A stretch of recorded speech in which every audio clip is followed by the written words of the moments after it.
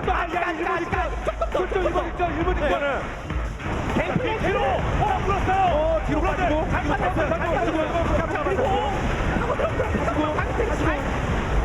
자, 베이커가 나그네가 갱플이 네명 잡다 에러까지 죽었네요. 네, 여기서 들어가죠. 들어가면서 고요 네. 버티고 이런 식으로 역으로 기회 끊었어요. 자, 배로 피나요? 마오카이가 거대한 마오카이가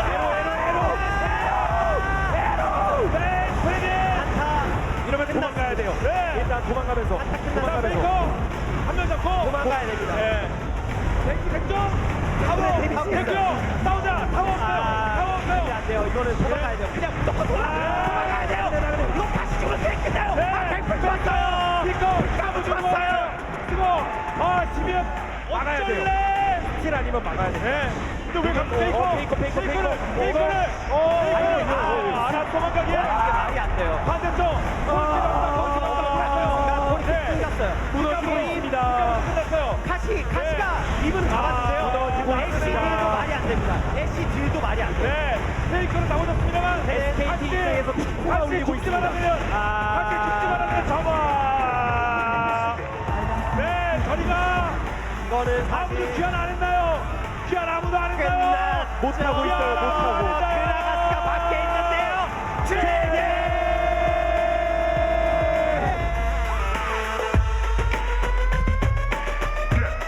Get low when the whistle go.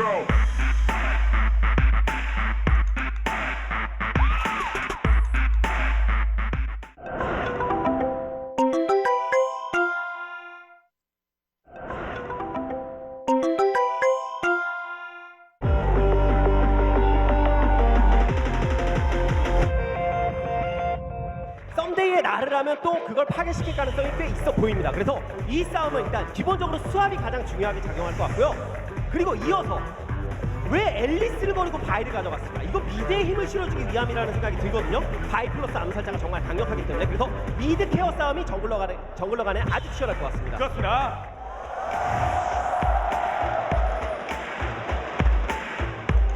네. 타이밍 구일만도 했는데. 폭파. 대교. 바로 상황. 들어가네요.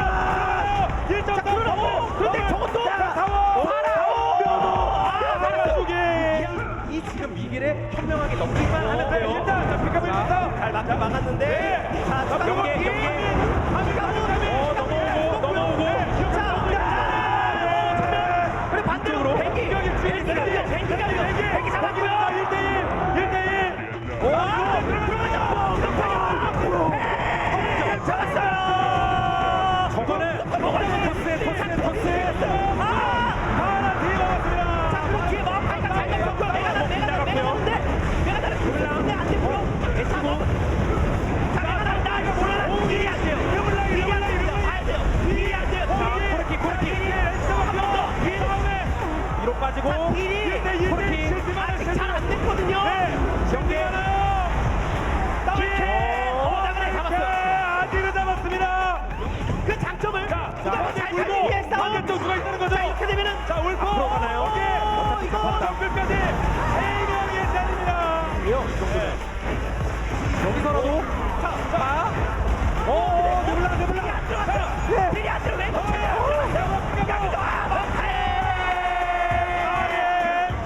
진영 봐야 돼요. 마오카이가 들어갑니다. 이러면 페이커가 마오카이는 아까운 데서 데미지가 없어요. 그렇습니다. 쫓아갑니다. 뒷가로 마오카이가 한 번 더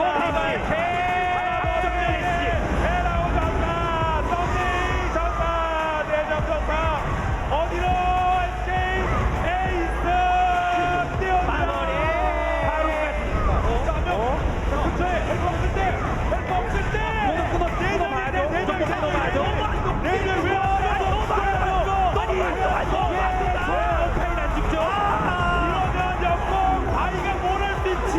베이컨은 3퍼하고 있어요. 보스급이에요. 아트를 나옵니다.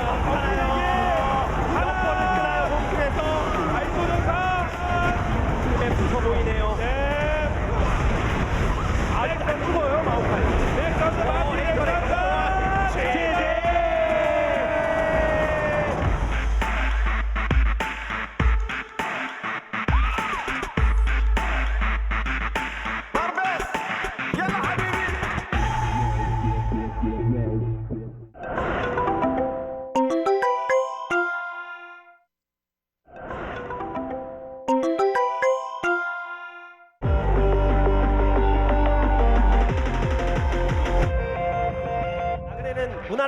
가져갔는데 페이커는 터프한 플레이가 가능한 다이애나를 가져갔습니다. 안정감에서 빅토르가 한 수 있지만 다이애나만 있는 게 아니라 이게 진짜 큰 거예요. 네, 거기 보험주는 1단 11이라는 그거 아닙니까? 팀플란이에요. 무정으로 그냥 들어갈 때 달리자 하면 됩니다. 네, 뒤에서 밀어주니까요. 캐넨.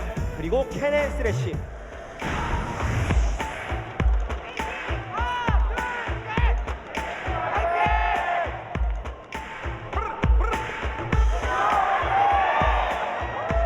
자, 이거 위험한데요? 이거 위험합니다. 이거는 많이 위험해요. 캐넨 오랩이에요. 6렙 아니고요. 오랩 캐넨. 하지만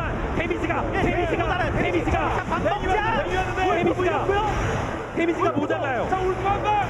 울프는 코치 안 들어갔어요. 자, 에로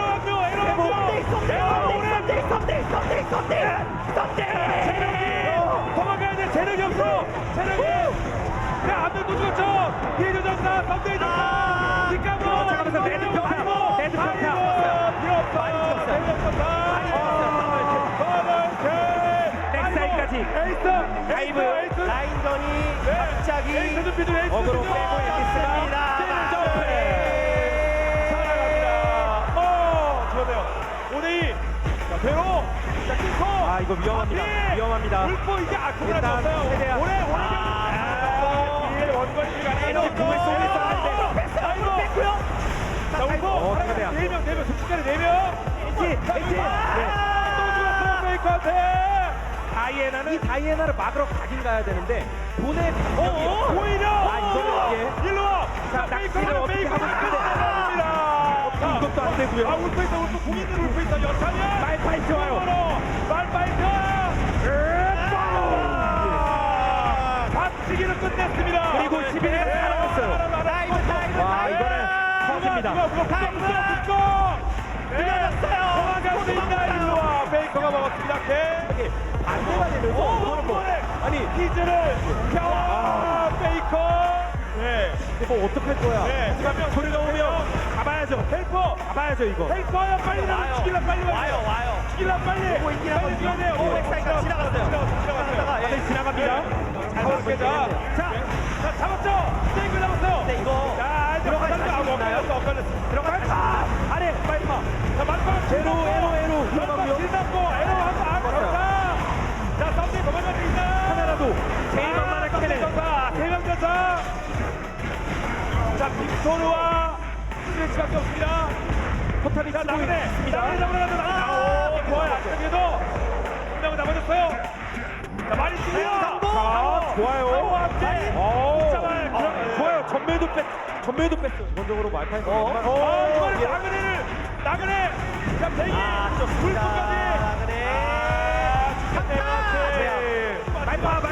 불꽃까지. 이니시. 끝나는 그림이죠. 자, 대형관자 물고. 한명 잡고. 한 명이라도 살아가야죠. 네. 자, 백기가. 지금 썸네일 열받았죠. 아무리 내가 페이커랑 더 막게. 7대스 쭉 열어주고 있다. 어디서 싸웁니까?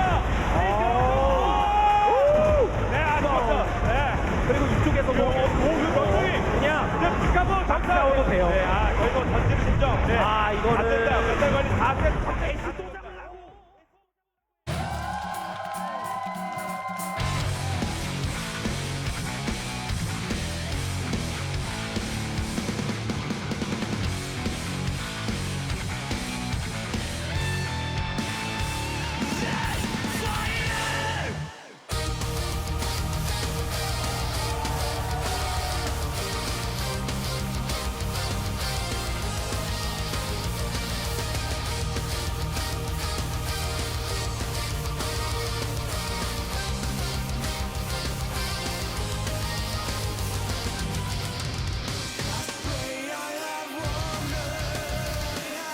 Welcome to OGN. We are here at the start of the World's Gauntlet for the third and final seed coming from the Korean region.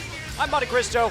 Joining me is Papa Smithy, and tonight we've got Najini Empire up against the Jin Air Green Wings. Yeah, suits are off, shoulders are rolled up. It's action for these last four teams looking for the final spot to represent Korea at the World Champs. Yeah, and this is a really interesting matchup, mostly because of the way these teams ended their seasons.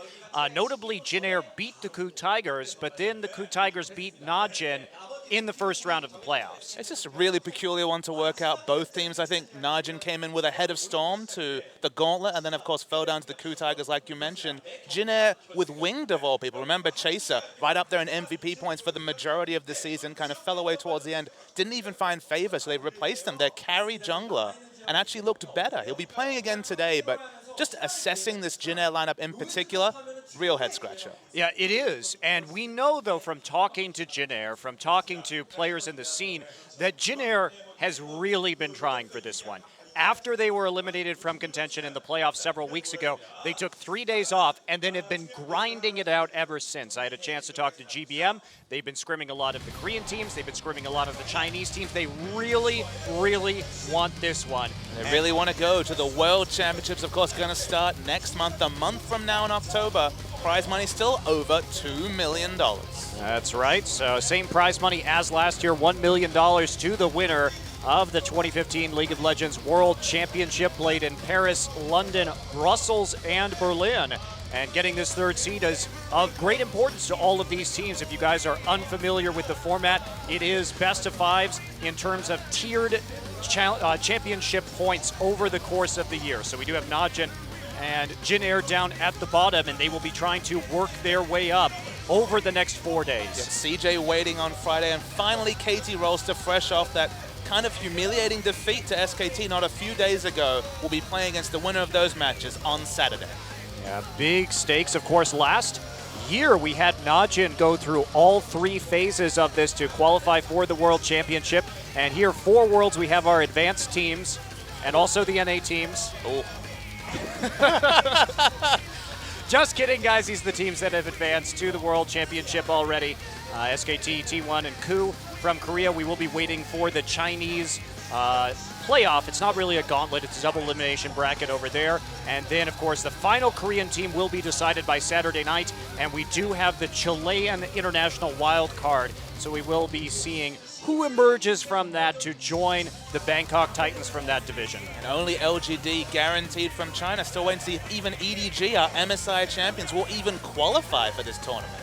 Yeah, that's going to be a big question, especially with how they looked in the semifinals of the playoffs. And of course, taking a look at our championship point rankings, SKTT1 will be the first seed as the summer champions. Koo Tigers, with KT's defeat, snagged the top championship point slot, and now it's between these other 4 to see who will be the final contender from Korea. So let's talk about what you said before. August 7th was the last time we saw Jin Air play a competitive game. That's beating the Koo Tigers. 3 days off is August 10th. It's now September. So that's 3 weeks plus of hard scrimming that's come from Jin Air. And will we see something different? Specifically, Trace, really reliable top laner. Will he be on carry champs? What has GBM brought to the mid? We saw already a Gangplank mid in the Champions Finals. The champion pools could be crazy today. Yeah, they definitely could be, especially which will be on patch 5.15 with all champions enabled. That means that Fiora is here. Fiora is good. Blind pick for Game 5, as a reminder, as always in our best of 5s here in Korea. But Duke, this big carry top laner, better believe that when we look at this Trace versus Duke matchup, will the Gangplank come out for Duke? Will the Fiora come out for Duke? These would be unusual champions for Trace to play, but definitely in Duke's wheelhouse. One bet, Monte Cristo. Maybe we'll see some Malphite from Trace, because that pick's certainly been bringing up steam. That's right, and here we go. On this side of the arena, we have the Jin Air Green Wings. And our starting lineup today will include Pilot, GBM, and Chaser. So as you were saying, Papa, the last time they played, when they upset the Koo Tigers to end the season, they were playing with Winged for all 3 games, Kuzan for the first 2 games, and then GBM coming in game number 3.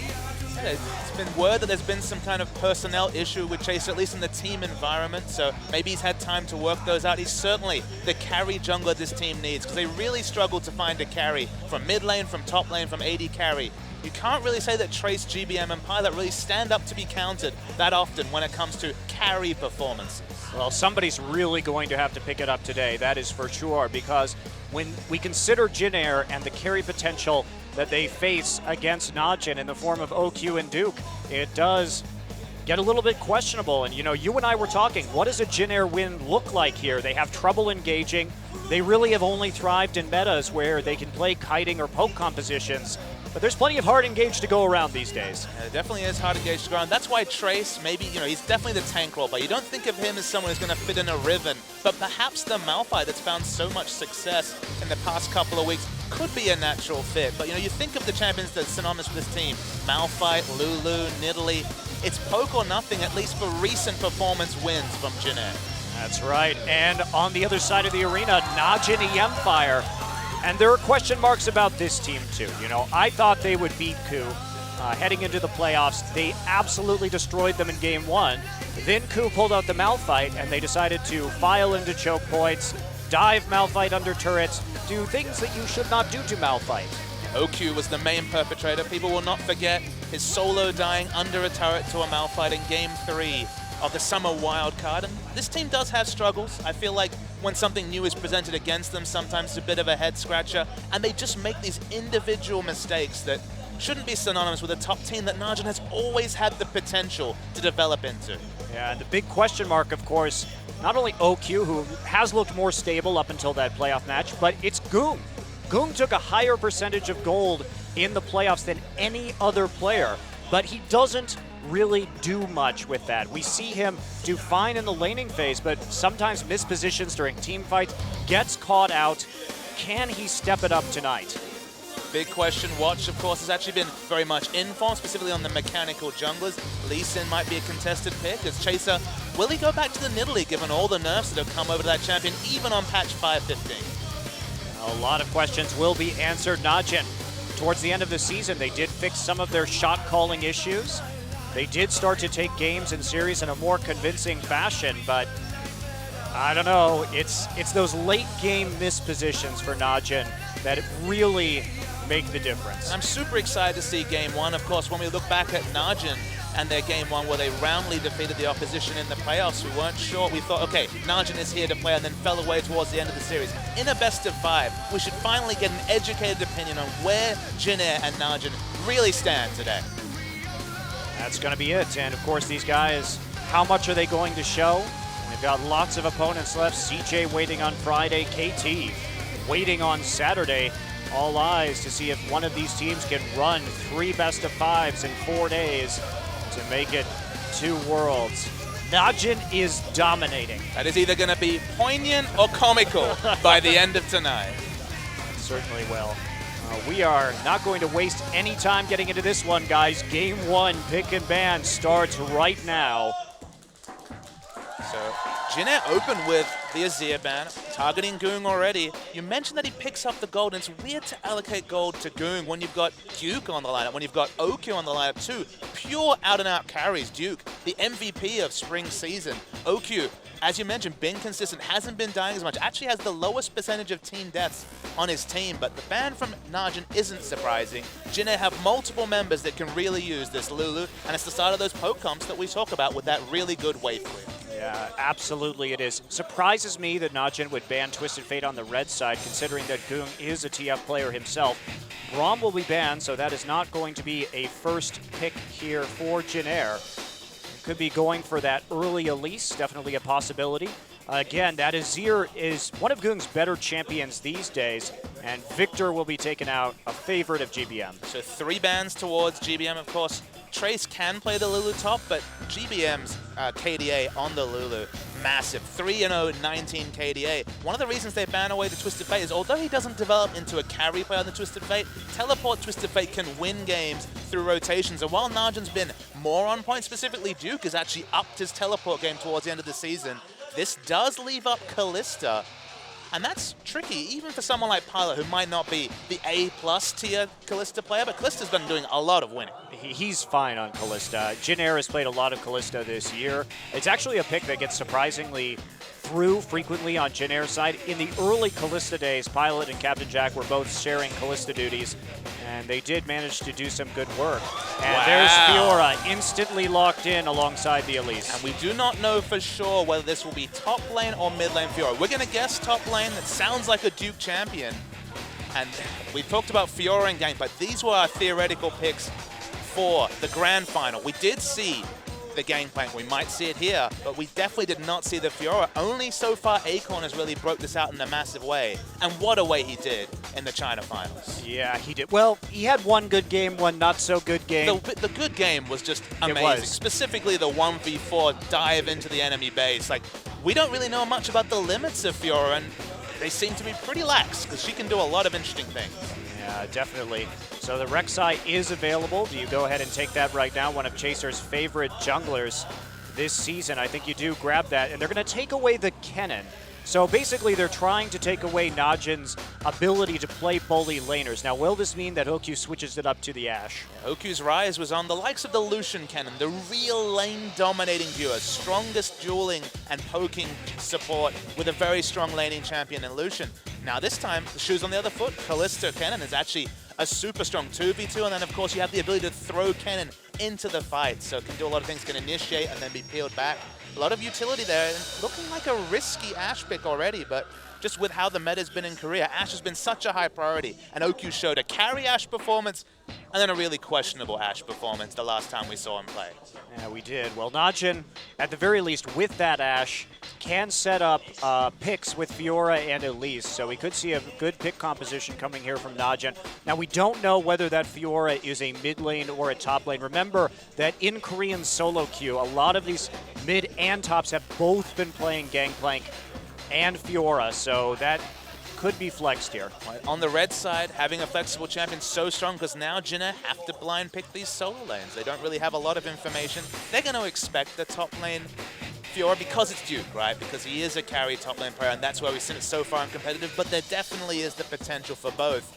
As we mentioned the Malphite, very good laning option, you'd have to think, and teamfight option with the attack speed, so against both Ashe and, of course, Fiora. And, of course, the Malphite Yasuo combination used by the KOO Tigers, but remember that GBM has been a Yasuo player even when it was a pocket pick outside of the meta, and they've got a lot of strong crowd control here. Problem is, not a whole lot of damage outside of that Yasuo. I think the Diana a better choice. I think the Diana's a better choice as well. The Malphite makes so much sense on so many levels. Tank, role player, excellent being denied laners. Okay, let's just lock in the Gangplank. That's right. I had a chat with GBM beforehand. He said that he was ready to play GP today, and that's exactly what's going to happen, apparently. Now, the Echo. Will there be a mid lane Echo for Goong? Goong, as the meta rolls back around in favor of Assassins, remember, we haven't seen those LeBlanc buffs yet on the tournament realm. We haven't seen those Zed buffs, but frankly, Najin is a team that, if they can get through this gauntlet, actually is very well suited for the World Championship with those buffs in mind. Lissandra could be another great pick setup to feed Duke's Fiora. Gotta say, I have a big smile on my face. These are the sort of picks we were talking about while we were waiting for the grand finals to come out. We're like, okay, Fiora and Gangplank are gonna be severely in the meta. Fiora and Gangplank already both locked in. The Malphite's developed as a Korea-specific champion. And the LeBlanc, this is a Goon standby. Didn't get a lot of work done, did Nagne in the Champions final. So it's a risk certainly to pick it up, but they're looking for assassination potential in the mid lane. That's right, so the LeBlanc coming back right now for Goong. Always been one of his better champions. What can he do with it here tonight will be the question. This is a pick comp through and through. Fighting 5v5 with this will be quite tricky for Najin. They lack a lot of AoE, and they have some very squishy champions. Jin Air, on the other hand, tons of AoE damage, depending on the itemization of Pilot, but that Malphite engage, the Cannon Barrage, the Slicing Maelstrom, everything going to come through. So pick versus 5v5 will be our matchups tonight. You know, Fiora's come back into the meta, and the big thing you can say about the Fiora pick is she's really empowered by a couple of things. Of course, the rework making her so much stronger, so much more reliable, but she needs initiation from someone. She's a top laner who can't really get into the backline without a bit of help. Suddenly, Elise, Ashe, LeBlanc, Alistar, all of them can initiate. All of them have hard CC. A lot of tools to help Duke really boss around a fight. I'm very curious how this Fiora Malphite top lane matchup's going to go, taking one of the safest top laners, even though he does have some problems CSing sometimes in the laning phase. And this is going to be a trick for sure. Duke is really going to be relied on to carry this game, and should see a lot of movement on the map, a lot of roaming here. And GBM on that mid gangplank. First one we are seeing in Korean League of Legends. And we are going to get into the game right now. Game 1, Najin versus Jin Air.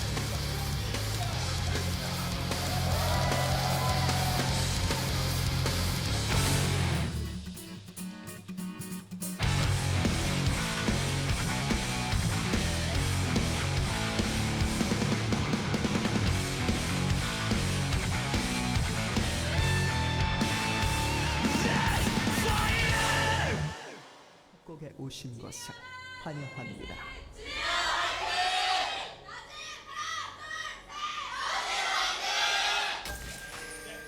Welcome to Summoner's Rift, Game 1. The first stage here in the Korean Gauntlet. Najin versus Jin Air, and we do see more of what we expected to see from 515 here than we actually ended up seeing in the final. That's the fun thing, is we talked about all these powerful picks. We said, okay, we've seen Faker playing these champions in the mid lane. Everyone's mixing it up, but we do see them locked in here. So a lot of data points on really what does these Gangplank mid lane matchups looking? Because remember, blind pick Gangplank mid, so LeBlanc is the answer. How strong is LeBlanc at the moment? Nagne, we mentioned, didn't put in the most impressive performance back at the finals, and the harass is going to be real. So only picking up 2 pots and not picking up a flask might actually struggle in lane against the Gangplank. And we'll see how he ends up doing. Of course, he won't have the same problem with the Azir trying to get into the back line that he did, Nagne did rather, with the LeBlanc against Faker. And it's a TP GP too, TP GP.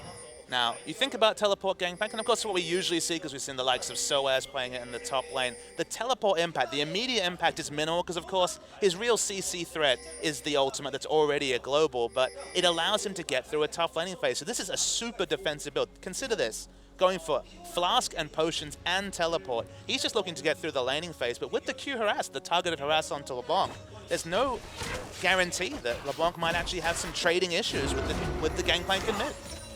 Very interesting for sure. We will see standard lanes in this game. Kennen and Kalista looking for some possible early kills. We'll see how things can go for them down there.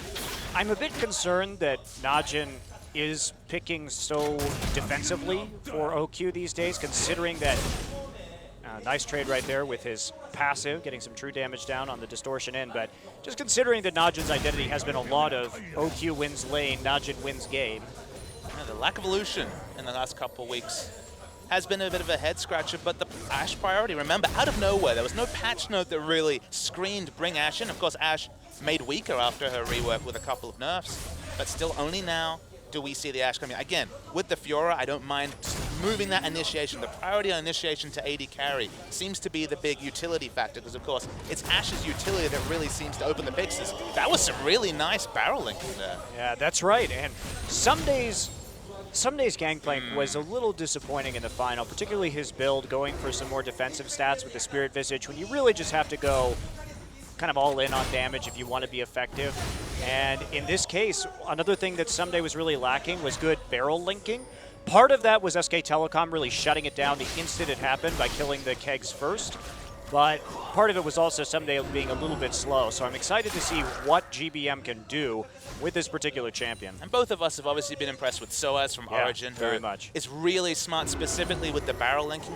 It's just when you do the theory crafting about what the barrels bring to Gangplank as a champion, it gets you really excited. You think about the fact that, of course, Gangplank's Q, it's about 600 range. If you really get the overlapping circles on the kegs exactly right, you can extend that range to 1400 with 60% armor penetration and bonus damage. I know that's a lot of numbers, but it basically means that you can really superpower you, and you're just doing damage in a huge AoE, and it really sticks once the Trinity Force, the Infinity Edge, and a bit of armor penetration comes into the build. Yeah, absolutely, and you know, he's a champion that offers so much zone potential too around objectives, choke point control. He's very, very strong in the professional scene. That was with just Cannon Barrage. Now with the kegs as well, there's so many no-go zones against a Gangplank and a Cannon and a Malphite. Teamfight positioning for an Ashe, my goodness, so many things to consider. Yeah. definitely. I'm a bit concerned about this draft, though. Taking the Fiora so early, I don't really see that as a champion that Trace is likely to play. Not really Trace's style, and Jin has a pretty defined style of Trace is going to play low farm top laners, Lulu, Rumble, Maokai, and Malphite makes sense, but other than that, putting Trace on the carry champion just isn't something that Jin likes to do most of the time. More than 2/3 of the time, 71% of the time, Trace was on Maokai or Rumble. These by far the two synonymous champions, but Malphite's the most natural extension of that champion pool that there could ever be. It's another tank.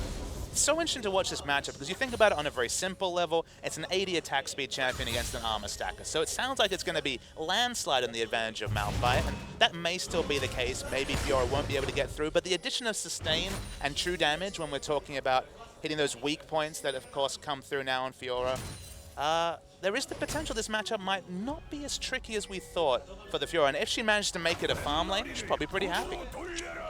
We'll see how it works out. I'm still a little bit skeptical about that one. I think Fiora has many good matchups, many better ones than this Malphite, but we'll see what Duke can do because he pretty much has to go off in this game. They're really, really relying on those picks.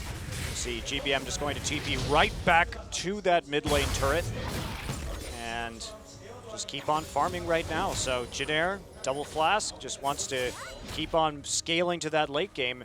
And that's where Jin is going to have a big advantage. If they come into the late game even and they can force an objective like Baron, Najin doesn't really stand much of a chance in a 5v5 unless there are some pretty large team fighting errors. And Najin just need Ashe to do damage in a late game situation. And with all the aforementioned backline threat, just hard to see how they engineer that without snowballing a big lead. Whether it's a split pushing advantage, whether it's a dragon advantage, they need a lead in some objective, otherwise they will struggle in the late game.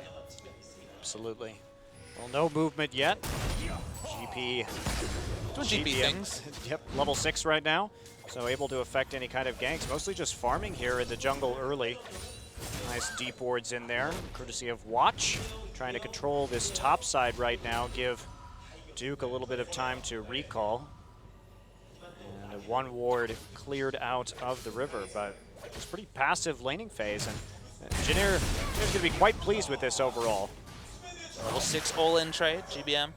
Able to sustain through, has the oranges, has the flask, had some potions as well, so pretty comfortable in the mid lane, using the barrels just for a bit of vision. And yeah, the farm game seems to suit them, so expect Najin to make some aggressive rotations specifically around the dragon. Otherwise, farm game doesn't seem to suit them when you've got the likes of LeBlanc in the mid lane.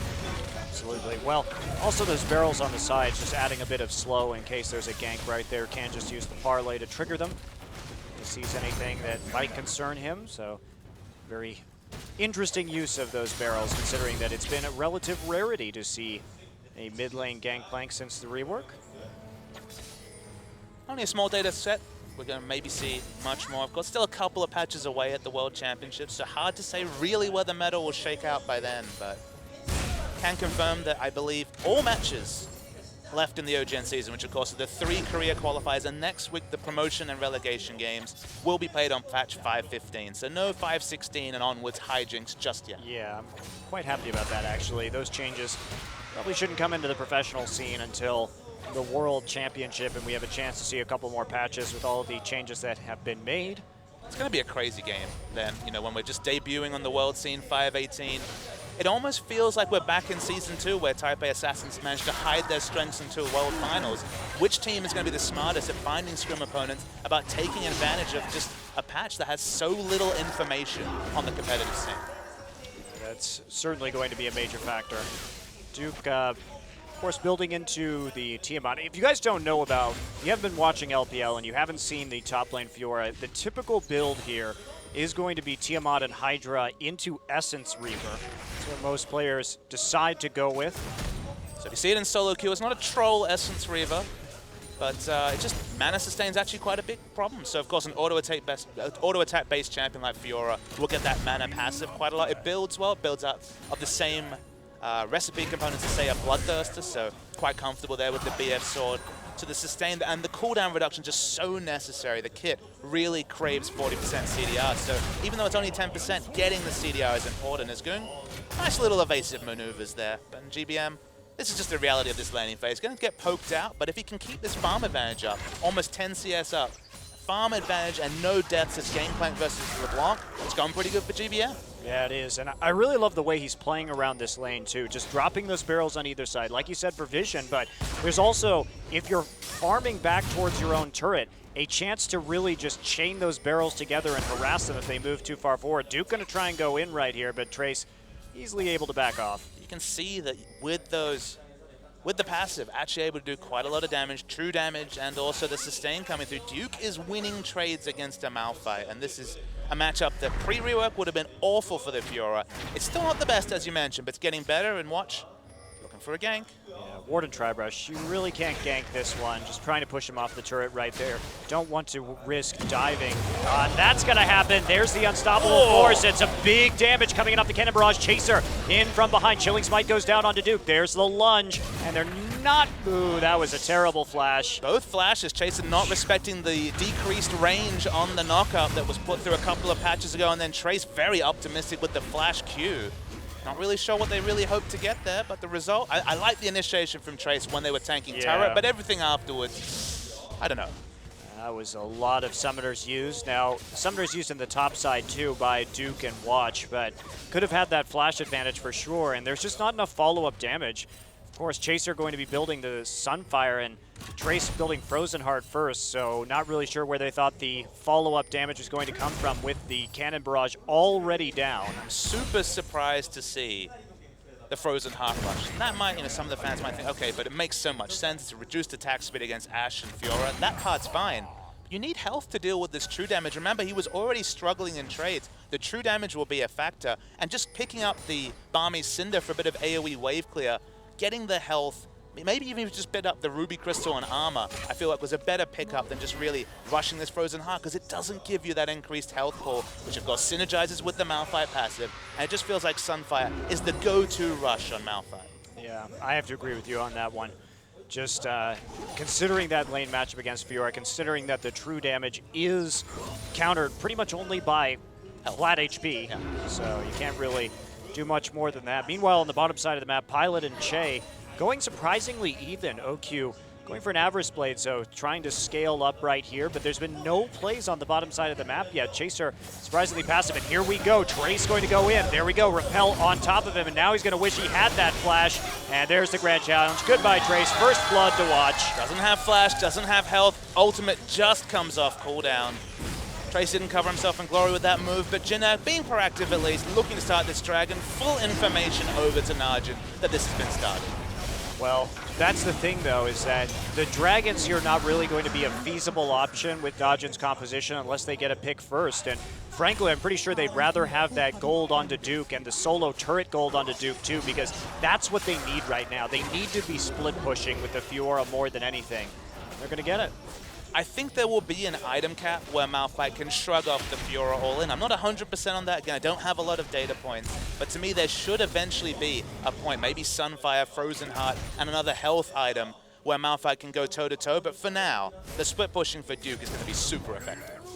Definitely is. So blue buff taken by Najin, just going in there and stealing it away for Goom. Lots of wards in the blue buff jungle from Jhin, though. And so we'll see if they actually will try and trade that in a little bit. You can see the nice attempt at a trade, but a little bit late there on the distortion.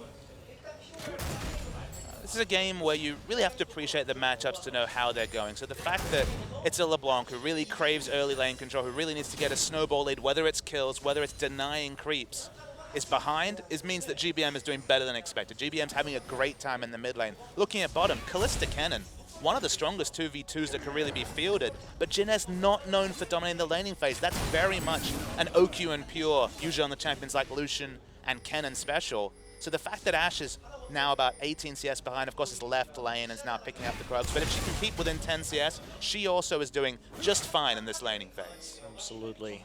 And just no punishments. I mean, one of the few times we see a Kalista plus a Bully support lane where there haven't really been any ganks or plays or dives made in that bottom side in spite of double TPs. In fact, Trace has that TP advantage right now. Certainly could try and do something up against this Ashe. Of course, Ashe Alistar is very difficult to dive, absolutely. but they have the tools to try. I guess the surprising side comes from Najin. You think about Jin Air, this is a defensively minded team. Both Trace and GBM consistently are behind 100+ gold at 10 minutes, just looking to farm out the laning phase. GBM on trademark champions like Lulu and Xerath, Trace on the likes of the Maokai Rumble. This is very much a Jin Air speed game, and we think back to the last time we saw Najin, came out all guns blazing, beat the, I believe it was the Ku Tigers in game 1, and then fell away in that series. They were really taking it in what was a critical match for them, and that ended up paying. They ended up paying for that, specifically in the third game, where just over-aggression was their downfall. This time they've drafted aggressive. They've got LeBlanc in the mid lane. They've got a strong ganking jungler in Elise. But just in this stage, in this must-win stage, they're playing really passive, which is just not what we expect from the Najin lineup that really had a surge towards the end of this season. Yeah, not a lot of roaming either from Goong. In spite of the fact that Jin Air's dual lane has been pushed up for most of this game, and you know, GBM, he plays back, generally speaking. He likes to play next to his turret. He's a very stable mid laner. You know what you're getting with GBM is very defensive laning, and that sometimes opens up the map, but not this time around. Goong just sticking there, farming forever in mid. I know we've had our disagreements about where GBM rates in terms of top mids in this league, as we're finally seeing another duel, but with the level and item advantage, really nothing Trace can do. But I don't think GBM's a bad mid laner. He is what he is, Duke. Yeah, gonna go in right there. There's the slicing Maelstrom. They're gonna try and get him. Ignite goes down, and that's going to be a kill for Che. Chaser zoning out Watch right there. Not enough vision to justify pushing that far forward. And you say that, there's a lot of vision on the map, just not used. Yeah, well, he couldn't see Kennen coming in right there either through the lane. So there was that possibility of the lane gang coming in, and you do have to respect the many angles that Rek'Sai could come out of. But with 3 wards in the area, still fell to his death, and Najin playing around their point of pressure. They took the last blue buff, they have the turret down. I like what they were doing, but just it appears just not in a robust enough way, because now Trace gets to push out, go back, finish the Frozen Heart, and theoretically get back into this lane, or inch back into this lane. Gonna have to give up the cannon minion though, as he does see Watch waiting in the brushes, and he knows Duke's TP is up, and this is Trace too. Trace is a player who has exceptional map awareness. When it comes to decision making around safety in the lane, he so rarely dies in the laning phase. Did die this game, that's atypical, but just plays a very conservative lane, will choose to lose CS and waste the jungler's time rather than try and play aggressively for the farm. I know another player like that. His name's GBM, Monte Cristo, but they're both on the same team. And the greatest irony is that we talk about roster swaps in Champions. One of the ones that you always put forward is GBM to Najin, because Najin have a carry top laner, Najin have a carry AD carry. They have the mindset of picking up a lead, of hitting that flame horizon, of getting ahead. Surely a defensive laner like GBM might actually suit Najin to a team. Yeah, well, I definitely, it's been my theory for this entire year so far, is just send GBM to Najin, see what he can do, because what does Najin need? They just need, like you said, defensive mid laner, one with a wide champion pool. GBM doesn't have problems picking up new meta champions. Here he is, yeah, on the gangplank. You know he can play that Fiora mid. Definitely a guy who can mix it up, so bit of an irony that they're playing off here today, but Jin Air are getting this passive laning phase they yearn for. And man, Gangplank, when he hits 3 items especially, can really go off in the late game. Yes, he can. Well, Duke just going to poke his head in right there. Attempted steal, but the wards will allow GBM to safely walk in there and take that blue buff, so not another denial coming in. Pilot has the Blade of the Ruined King. Looks like he will be going into a Hurricane next, and that's what they really need. They need that damage. I think it's the right build. I'm not always the biggest fan of Blade of the Ruined King first, but when you're against a Fiora specifically, any melee carry like an Aurelia, you want the Blade of the Ruined King to help with your kiting. As the damage trades, you can see, slightly going towards Duke because Dragon is on. So once again, Jin Air taking a hold of that Dragon and taking it down. There it goes. So 2 Dragons up already. Jin Air going to be quite happy with that this early in the game. And Duke not having such an easy time against Trace anymore. Watch going to come in, take a turret hit to the face. Che just waiting there for a possible dive. They want him to try and make some sort of play. And this time, you can see that Najin learning from their mistakes. This time, Watch is already there when Duke presses forward. They want to put the pressure. Finally, Goong on the roam. Che is waiting. Gonna be seen. There we go. Gonna come in. There's the slicing maelstrom. Oh boy, what a bad dive. Duke may pick up one, but here comes GBM with the TP. And are they going to finish off this kill? Trace on the run right now. GBM coming around the side. There you go, flash, and the brutal strikes will finish it. Goong looking for the Malphite. Remember, Trace doesn't have any kind of MR, so this could be painful, and it will be quite painful. Doesn't have any health either, so not the magic resist level, not enough. Still was an overdive from Najin. Specifically, Goon needed to be leading with a ward, didn't have one. Actually did, has a warding totem, so didn't lead with a ward. Didn't see Kennen until it was too late. Real big misfire, and GBM's gonna punish it with the mid lane tower. We already saw the bot lane turret go down as well. Goon really needs to make them pay, but realistically isn't gonna be able to take out this inner turret. No, he's not. Especially he watched GBM walk out of the mid lane, so he starts to be concerned that that could be turned around. But yeah, Goose comes around the side, and Che already gets into position by the time the slicing maelstrom goes down. Even though he's super squishy, it doesn't matter. The damage was dealt. Just specifically getting the stun under the turret. Duke eventually dies. Much more slippery on Fiora now that the Q is not a targeted dash. Now you can just go freely away as a defensive mechanism. But Che has really made the difference on these roams. Yes, he's been there every time, and you, like I said, you could see that Watch had a different idea. Najin played that push correctly that time, but they didn't account for the fact that the Kennen was waiting there, caught off guard, and pulled the trigger a little bit too eagerly when they couldn't see the Kennen on the map. You'll be pleased to see that GBM has been cribbing notes from SOAS. His build, of course, was the Youmuu's Ghostblade, Trinity Force, and Infinity Edge as the 3 damage core, and with the Avarice Blade in the infantry, looks like GBM's a fan.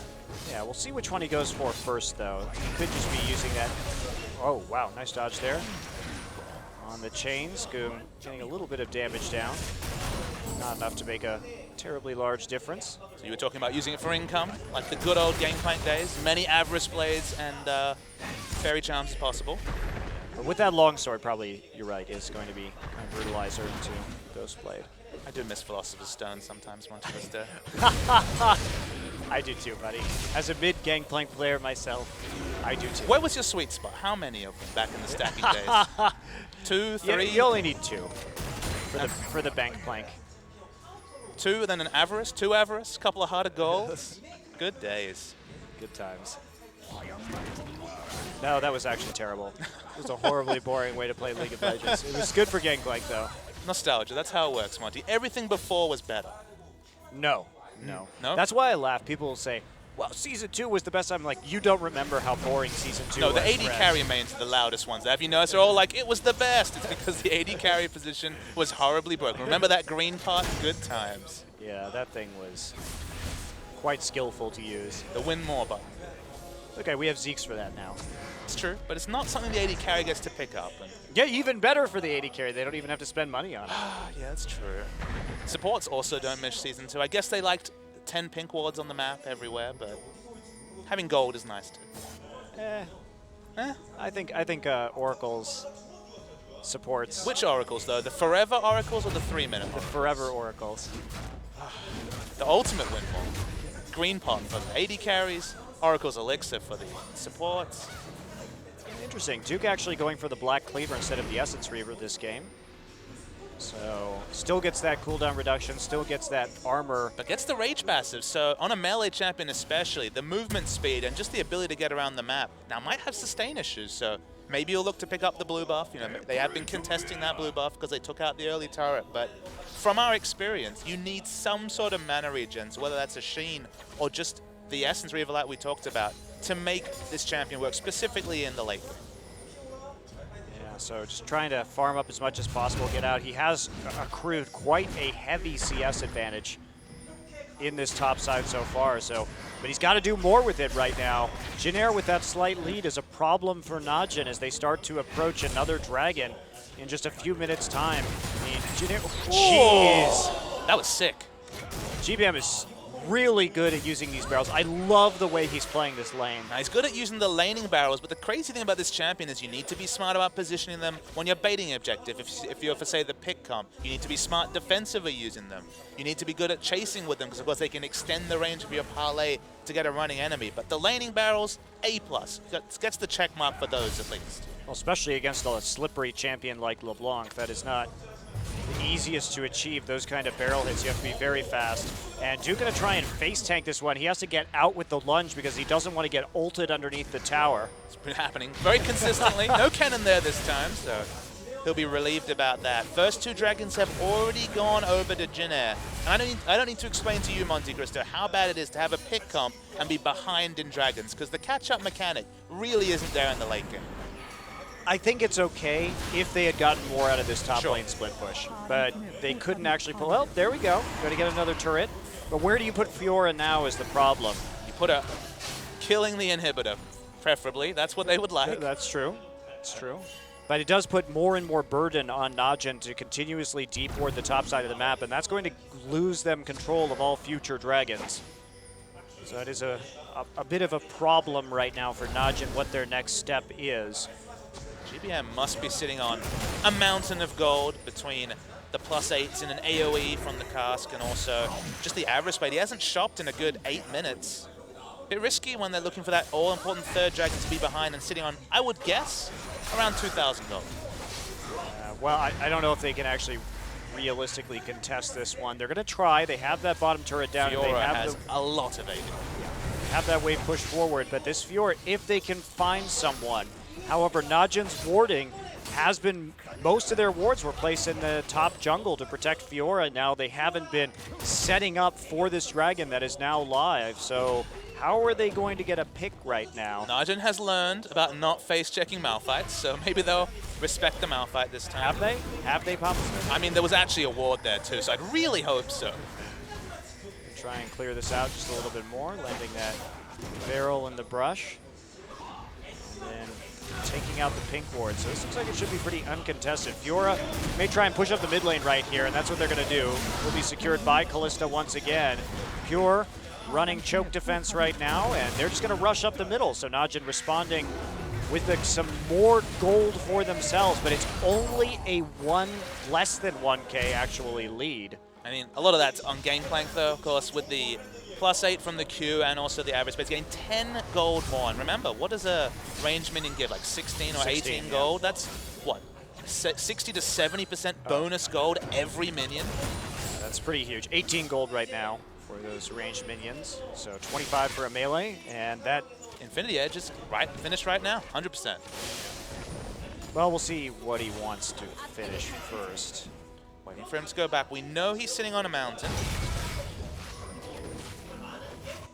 Waiting for it. He's waiting for it. May have been close. There we go. Quite have the money for it. That is a lot of items. That is a lot of items for 30 minutes. He only needs the Yoma's gold. That's only 500 gold on top for the 3-item build. Finished at what? 30 minutes conservatively? Assassinate the Gangplank, or a lot of damage coming your way for Najin? I don't know where Najin goes right now. They have to start seriously setting up some arrows and some Elise cocoons to make the picks, because otherwise Jin Air is simply just going to choke them out around these dragons. There's not enough vision to really do much right now. The Fiora is trying to get some more turrets, but that's just not enough of a gold lead. And the thing is, they've been doing the right kind of thing. They understood, okay, get a lead on our top lane. He needs to be able to split push, take some turrets down. They understood that they had the control advantage in mid, but they're doing the minimum. They got the inner turret to swap for the third dragon. The dragon control got them a turret, and then very much later an inner turret. They needed to be pressing these advantages 5 minutes early. It just feels like they're behind on their timings, and now it's just on Jin Air to make them pay with the team fights. Well, the big part of that too was Najin failing to put the pressure on the top side in 2 different ganks or trading evenly. So that's not setting up for the actual aggression properly, and not pulling off the plays has slowed down or perhaps even nullified their snowball in this game. And my God, GBM is getting so scary, and he's the guy you can't pick off. You have Ashe. Good luck trying to track him down. Say that, I mean, even if he cleanses the first CC, the burst damage will take an A. He's a very low health course. You know, it's mid-range for a melee champion, but he's got no magic resist unless Chaser is sitting on top of him. So he is assassinatable, but you're right, it's hard to pick him out of position, but they just need to put all their focus fire on killing GBM because he is utterly incredibly strong. Absolutely. He's going back for the Yomas. Gonna finish that right away. That should give him some more, of course, damage, but also help him dodge some of these skill shots with that burst of movement speed. So think about this. We talked about Rage Passive Fiora. Of course, same story with the Trinity Force. Activating the Yomu's Ghostblade to get the extra movement speed. You're running so much faster than your enemies that hitting those fadeaway casts, you know, sniping people with your powder keg is actually very possible when your flat movement speed is just so damn high. Scary situation. Oh my goodness. All right then. All right, Random Arrow gonna come in. They're looking a little bit desperate to make these picks at this stage. That was such a Hail Mary. Sure, they had set up for it. They had some backup in that mid lane to follow up, but now with that threat down, Jin Air gonna feel a lot better about sieging. Trace 2 levels down on Duke right now, and that's the real story, of course. Duke about to pass that flame horizon of 100 CS. However, it's not really the most impactful against Malphite. Does it actually matter? I mean, Malphite doesn't need that much CS to be effective. Their reliable initiation, though, is Trace, and he's caught slowly losing his turrets. Realistically, he can't do much more than that without help. The only other initiation is Cannon, and a support Cannon running at you. Very rarely going to get the big initiation, might even get assassinated, but falls low. They need to get this teleport play, so the longer it's like this, where Duke is slowly chipping away and taking inner turrets, that's really all Najin can hope for, and that's kind of the worry. Yeah, that is a concern. 4th Dragon coming up in a minute and a half, and here we go. Hello, Baron. And there's the Hawk Shot coming in. They're going to know this is going down. What is the call going to be? It's nearly dead already. Pilot has about 1 billion spears in that thing, so it's going to be taken in the end. You can't steal that watch, and that's going to be a free Baron. So Watch has been good with the mechanics, not so much there, as trade's very even between Trace and Fiora, but notice no real health items out of the Spectre's Cowl and the Balmy Cinder, so Purchase is going to come in very soon, and with that Sunfire, it's going to start to tip towards Malphite, at least in terms of keeping it competitive in the split push. And we'll see if, nope, he's going to go for Randuin's next. GBM not having used that Cannon Barrage on the Baron take, but because Duke was so close to Trace, there was no real possibility of a teleport right there to fight at that Baron. Banner of Command now up for Che. Uh-oh. Oh, and he's going to get the Slicing Maelstrom up right before he dies. Holy cow. And goodbye, Goong. He's going to get tagged at the end of that one. Wow, Che barely living through that, getting the stun down in the nick of time. That was clutch. Che was saved by the lock at Monte Cristo. That health was so damn important. This is a Baroned up minion, a Banner of Command minion as well. And they're going to keep pushing. They are just moving this wave on forward right now. And here we go. Damage down onto the turret as Jin Air looking just to push this home right away. And Watch barely out of range of that parlay as GBM comes in looking for the damage. Just going to zone him off, take an inhibitor, and back right away. Jin Air looking pretty good this game. Now, Jin Air are looking so much better than the last time we saw them. That's saying something given they beat the Ku Tigers, but just given their downward trend in the second half of the round robin. We built up this Jin Air team as a realistic contender to stop SKT's win streak at the time. That was just around the second half of the round robin. It was one of the last matches of the first half. They fell down. They fell away as a team. They didn't even make it to the finals qualifiers. You can see how close it was. Wait for the Locket Shield. It's what really saved him here. It would have gone down to the Ignite. Lives though, and then Fate's Call. See you later. Taking him out and into that stasis, making sure he's going to stay alive, and there's no possible follow-up.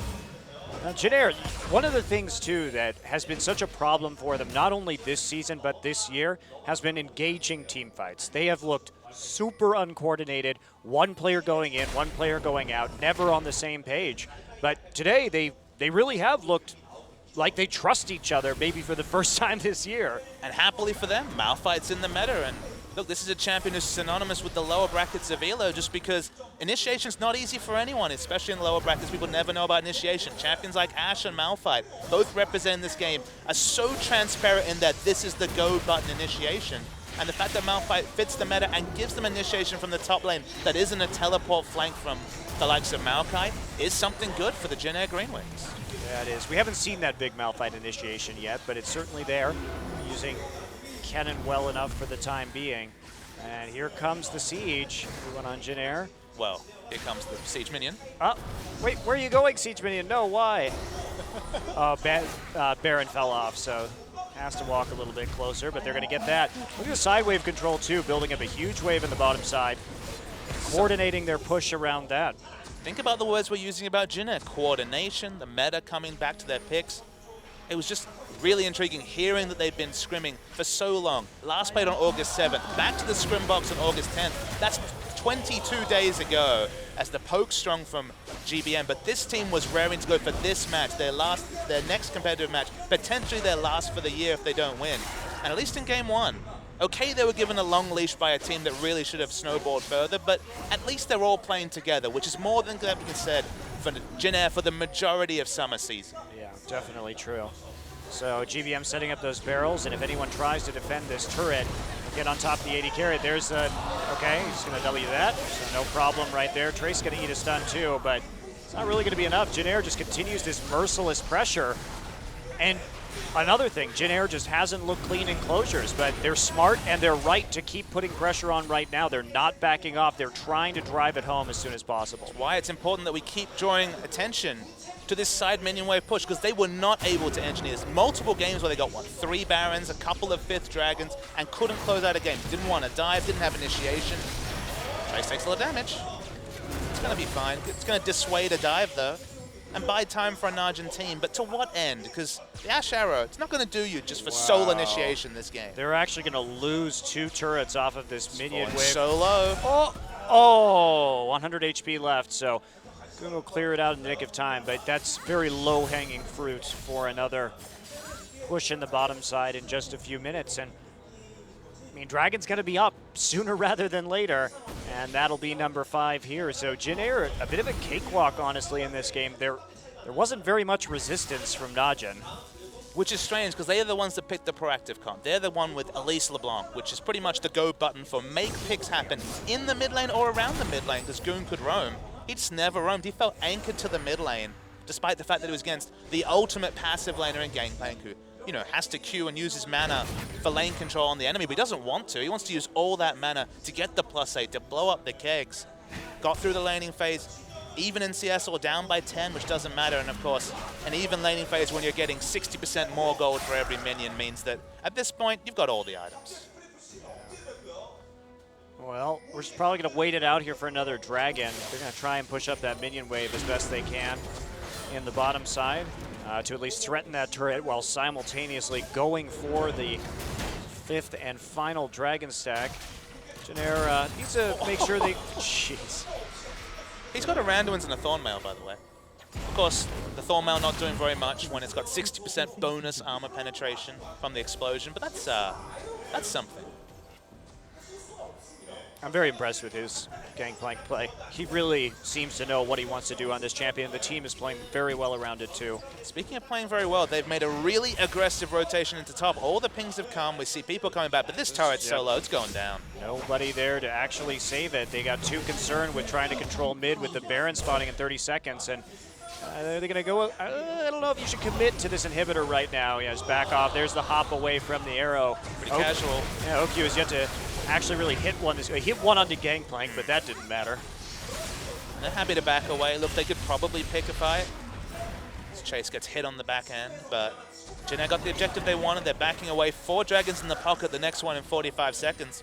Why bite off more than you can chew? They're in prime position for the Baron and the 5th Dragon, and that's scary for Najin. It is. So they're going to try and set up a pick right here. Going to eat a Spider, bursting the Banshee's Veil onto Trace. They're trying to bait off the big keg play. Trace will just, or Chaser rather, will go ahead and recall. Has that Void Rush. Malphite's looking for a flash ult.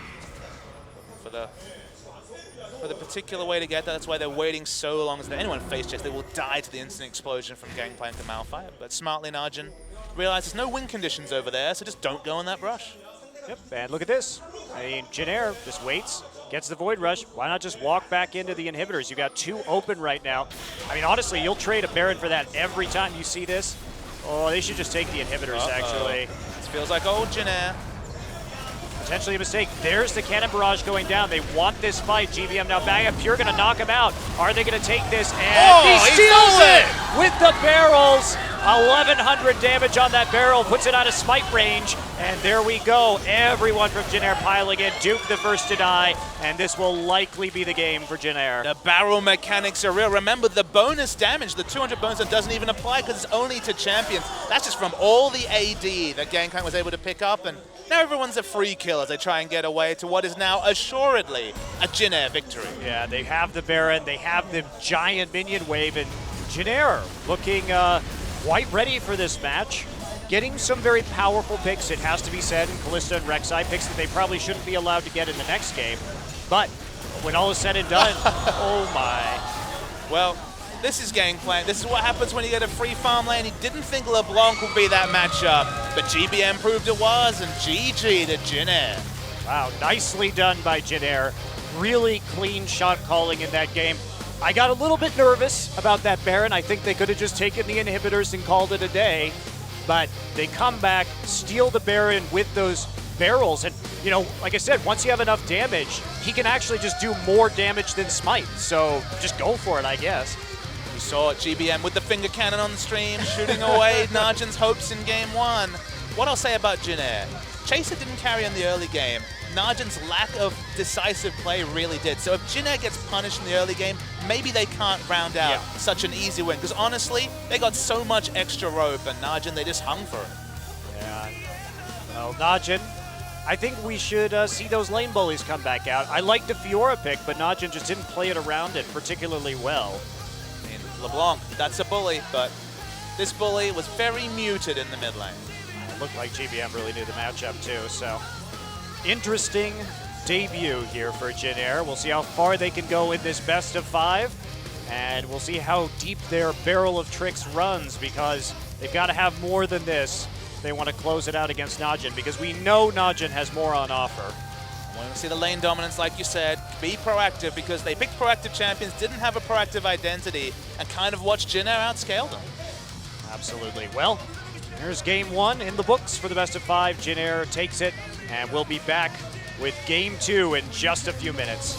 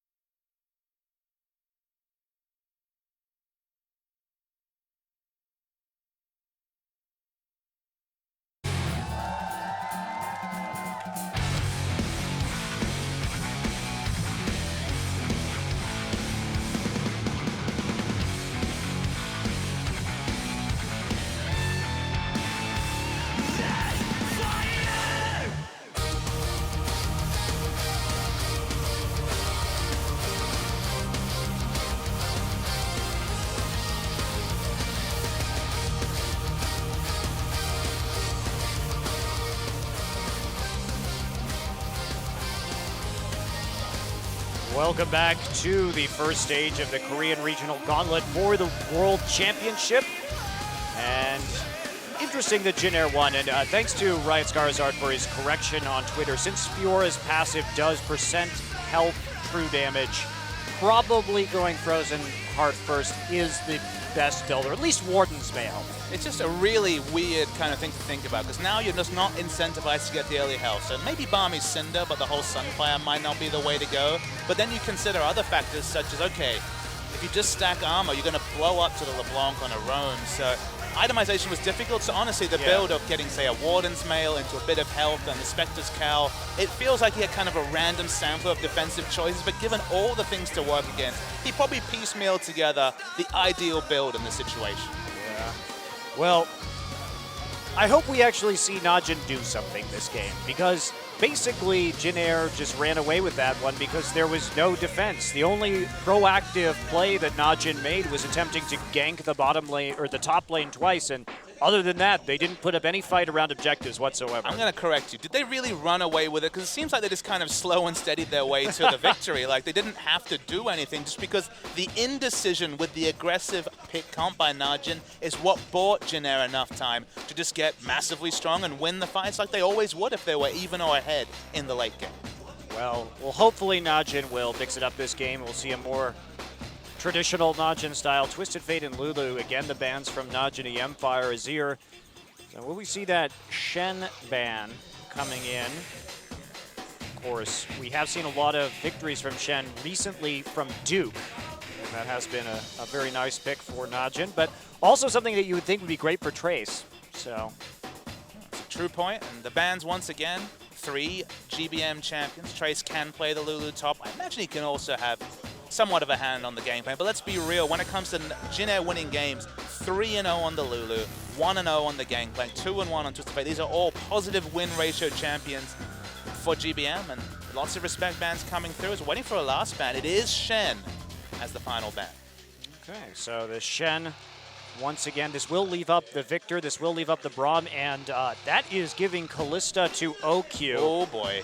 Okie dokie, I don't know if you do that one. That is, I have seen OQ get 8 kills in the laning phase on Kalista before. And that's the thing, is there's people who can play Kalista like Pilot, and there's OQ, who is a god tier Kalista player. And if there's ever a way to take the shackles off after 2 games of Ashe and 2 losses on Ashe, actually 3 games overall in a row of Ashe, all of them defeats. Of course, the last 2 games it was 1 game of Ashe, the blind pick Ashe, against the KOO Tigers into a second loss. So 2 games in a row, 2 losses on Ashe.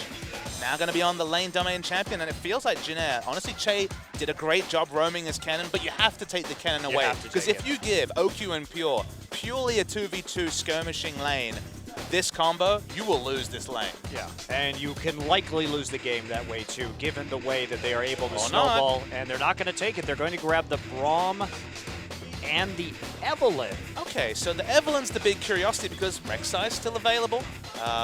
If Watch wants to pick it up, and Rek'Sai, of course, has the Tremor Sense to actually have a lot more advanced information about Evelynn's movements than any other jungle choice, so it's strange to see such a high priority on the Evelynn.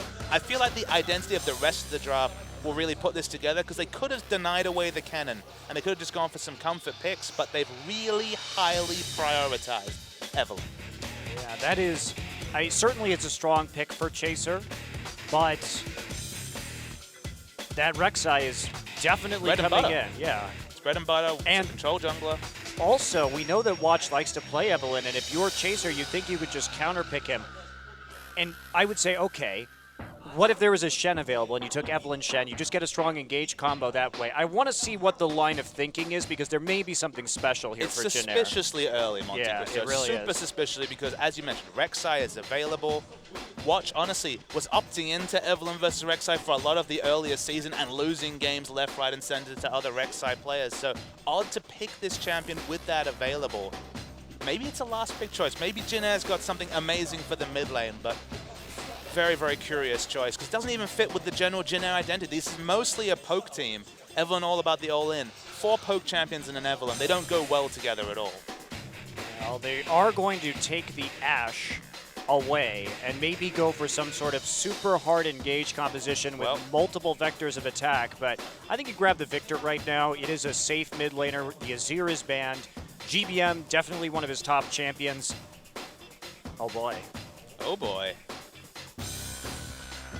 If that's locked in, we're only expecting it in mid lane, but Malphite priority makes sense. 3-game loss streak against Malphite for Najin Empire. This has certainly been the tonic champion for them in recent days, because of course, the Summon Bronzodia comp in the blind pick, the Malphite has been super strong against this team, and Duke hasn't really found an answer to deal with it in lane. Of course, did well on the Fiora, but couldn't parlay it into win, or in team fights. They've just really been susceptible to the hard initiate from Malphite. Very curious. The Thresh also coming in from Najin, so going for a more pick-based champion and not taking the Kennen. Of course, Pure is a very good Thresh player, so that's not going to be too terribly much of a concern. It's worth noting that Chaser actually has a losing win rate on Evelynn. It's so suspicious. Yeah, what are they planning? Meanwhile, the Maokai, maybe just the ultra tank top lane lock-in here from Duke. Duke had a really big run of Maokai. This is a player traditionally thought of as a poor user of teleport. He couldn't really put together, and wow, okay. It's going to be the Rise mid for Goong. So line picking a mid laner goes for the Rise, so not showing a lot of respect for GBM to be able to pressure him in lane. This is opting in, looking for a farm lane if you're going to pick up Rise. And GBM, it's a pretty damn good time. For a lot of champs, it could have been the Yasuo with the Malphite synergy, but it's going to go back to the tried and true Victor. Very curious. Well, Chaser can hit those flanks, and they have so very many engage options, but this basically relies on GBM getting a huge amount of AoE damage off in a team fight, because Rise will be able to match him in that regard. It just doesn't really give us a window as to why the Evelynn. Why the Evelynn priority is so hard. There is other engaged junglers. Maybe Evelynn's the most reliable, because if the pink wards are certainly not there, you can come in from interesting angles, but to take it first rotation, still don't really get that one. I don't get it either. If you were going to go for the Yasuo, you could take the Gragas there instead. Sure. Jin Air, not a team that has shown high proficiency when it comes to engaging team fights or from flanking. And it just tips your hand. If you're picking Evelynn, you're probably not picking a poke comp, and if you are, you're not really putting it together that well. So it gave a lot of information to Najin to really round out this draft. Remember, Evelynn is not a champion that ganks mid so well. Rise is looking pretty safe to farm it out. And where are the ganks going to come in? You can't gank top Maokai with Evelynn Malphite. Maybe you can get a kill on the bottom side with a good Ash Arrow, but that's about it. And that is going to be post 6 only. So very odd composition from Jin Air. We'll see how they play it out. Maybe they have a special path or a special gank in mind early in this game as we head into Game 2.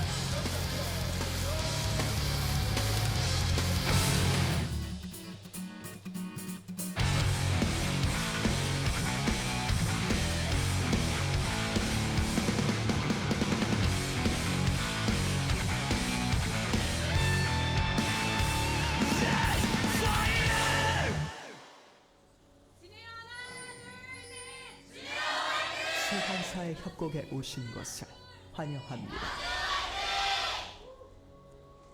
So the Evelynn pick is the one we were talking about in the pre-game. This was similar to something that CJ were doing, giving Coco no help by Ambition over-prioritizing Evelynn, not being able to gank for mid, and not getting Coco, the true carry of the CJ Entus lineup, rolling in a way that was possible. And there's just not a lot of pressure from Evelynn in the mid lane unless someone is super overextended. So Goong confidently blind picks the Rise, can take the teleport quite happily because he doesn't feel like he even needs the Ghost. And now he's the one that wants to park himself on the blue side in the mid lane and just farm up like GBM was able to do in Gangplank in Game 1. Yeah, absolutely. Well, Goong actually, Rise is one of his better win rate champions. He's 5-2 all-time. OQ 5-1 all-time on the Kalista. Very rarely gets that champion because of how much of a threat he and Pure are in that laning phase. So just on paper right now, you've got the early potential for the kills with that Thresh Kalista combination. You have a lot of freedom for Watch. He might be able to kill the Malphite in the top side with the Malphite or with the Maokai route there. And Goong happily scaling into that late game. So really like the composition from Najin here. See if Jin Air has some sort of answer, if they can actually surprise anybody with this Evelynn pick. we were wondering about the Thresh priority over the likes of Kennen, which was flashed by Jin Air early in the draft, then not selected in. Let's think about the champions. Obviously, in terms of 2v2, Kalista Thresh not quite as threatening as Kalista Kennen. What can Thresh do? Roam to the mid lanes. They've picked a weak mid laner who has an instant cast CC. We expect Kalista to have the lane pressure just because it's an Ashe lane. If this opens up space for Pure to roam, there is potentially kill pressure onto GBM. Maybe not with the cleanse up, but still, they do have the roaming advantage, what they got out of selecting Thresh rather than the Kennen they were certainly considering.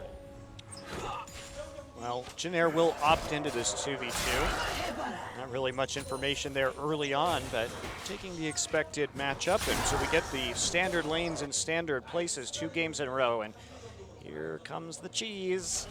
He started red buff at the top side of the map, and now he's going to try for a very fast gank here onto the bottom side. Pure wasn't having it, didn't take the bait, didn't go in aggressively, but still could be punished. Now they do know that Chaser started in the top side, so they may be fooled by this, and they're going to go in. There's the flash, and they're trying to get OQ. Will they get the stun down? They're so close. They get the stun. Can they finish off the kill now? OQ back it off, and they're going to get it first blood over here. That was a tricky path by Chaser. That's some vintage tasty cheese for Jin Air. Well, they had the cheese planned, I guess, so this must have been a specific red side strat. So now we know what the Evelynn was for. Now, could you have done that with a different jungler? Probably. I'm actually going to say no, Monte Cristo, just because of the nature of how E works. Of course, it double strikes, so it applies, I believe, the passive twice, but it applies on hits. So, from what I understand about that interaction, that was pretty Eve-centric, but hey, look, they really reached for the Eve, and they made it work with the gank, given just the nature of Eve getting so close to the lane with her invisibility, was pretty uniquely suited for. Right, and this is a specific red side strat. With Braum, especially. Yeah, with Braum. Again, not banning it out this time, first picking it on red side. So they baited, I mean, this is a good level of preparation. If we think about what went into that gank right there, it goes all the way back to picks and bans. They leave up Kalista, knowing that Najin will take it. They're on red side. They then select the Braum into it, as well as the Evelynn in the first round of the draft. Those were their primary picks, okay? Then they go to the red buff first. They make sure that Najin knows that they are taking the red buff because Malphite goes to leash and then teleports into the lane. Then they try and walk all the way across the map with Evelynn and commit 3 flashes to getting the first blood onto Pilot. Couldn't have gone better. This was entirely scripted by Jin Air coming into this game. E giving attacks, but just meant they were more likely to prop the Winters by, prop the concussive blows, and pick up the kill. So it looked optimistic, specifically when Braum flashed before Evelynn even revealed herself. But they picked up the kill. So look, if you're going to reach for Evelynn that early and make it work, credit to you. Yeah, absolutely. OQ and Pure were playing pretty passively there too. They weren't taking very many risks. And sometimes you can't deal with that kind of gank path and 3 people flashing on top of you so easily. Is Duke just going to kill him? There's the flash and okay, Trace gets away with that one. Najin should not be allowed to dive a Malphite. This is the second time we've seen this. First OQ, and now Duke. He just pathed around, and the attack move didn't actually go onto the Malphite, so he lived. Wow.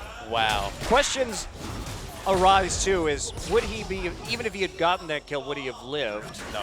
I don't think so. He had his flash up, but I don't think he was getting out of that one no matter what. So The Summon Bronzodia comp is about knockups for Yasuo. It's not about brain fades under turrets, but Malphite does tricky things to Najin Empire. wow. Well, That happened. yeah, that did happen. Very big mistake from Duke. And I mean, Chaser was also on that side of the map to clean up in case anything went wrong. So not knowing where that Evelynn is, and they have no wards on Evelynn's camp right now. Basically, Najin is completely in the dark about the enemy jungle. Not much to say. Jin Air outfoxed them. The Evelynn pick paid off in the early gank, and Duke just went far too crazy in the turret dive. It was suspicious that he was doing so well on the turret. It was suspicious that Trace juked forward when he was on about 200 health, but really nicely put together. Baited out the W, flashed under turret, and Duke was at best going to get the 1-for-1. And I mean, I said it last game, say it again. Trace is really hard to kill in the laning phase. He's not a guy that goes down easy. He will always have several defensive options mapped out in his mind, and He's definitely one of the trickier top laners in this league to dive or to kill in that laning phase because he will give up almost anything not to die. That's his MO. He's one of the best players I've ever seen at his turret going down and playing safe and making the best with a bad situation. Now, the criticism of a player like that is that he doesn't make the most when he's winning. Yes. But this guy is the best laner I have seen in this league at getting denied. Yeah. Absolutely. It sounds like a backhanded comment, but it is actually.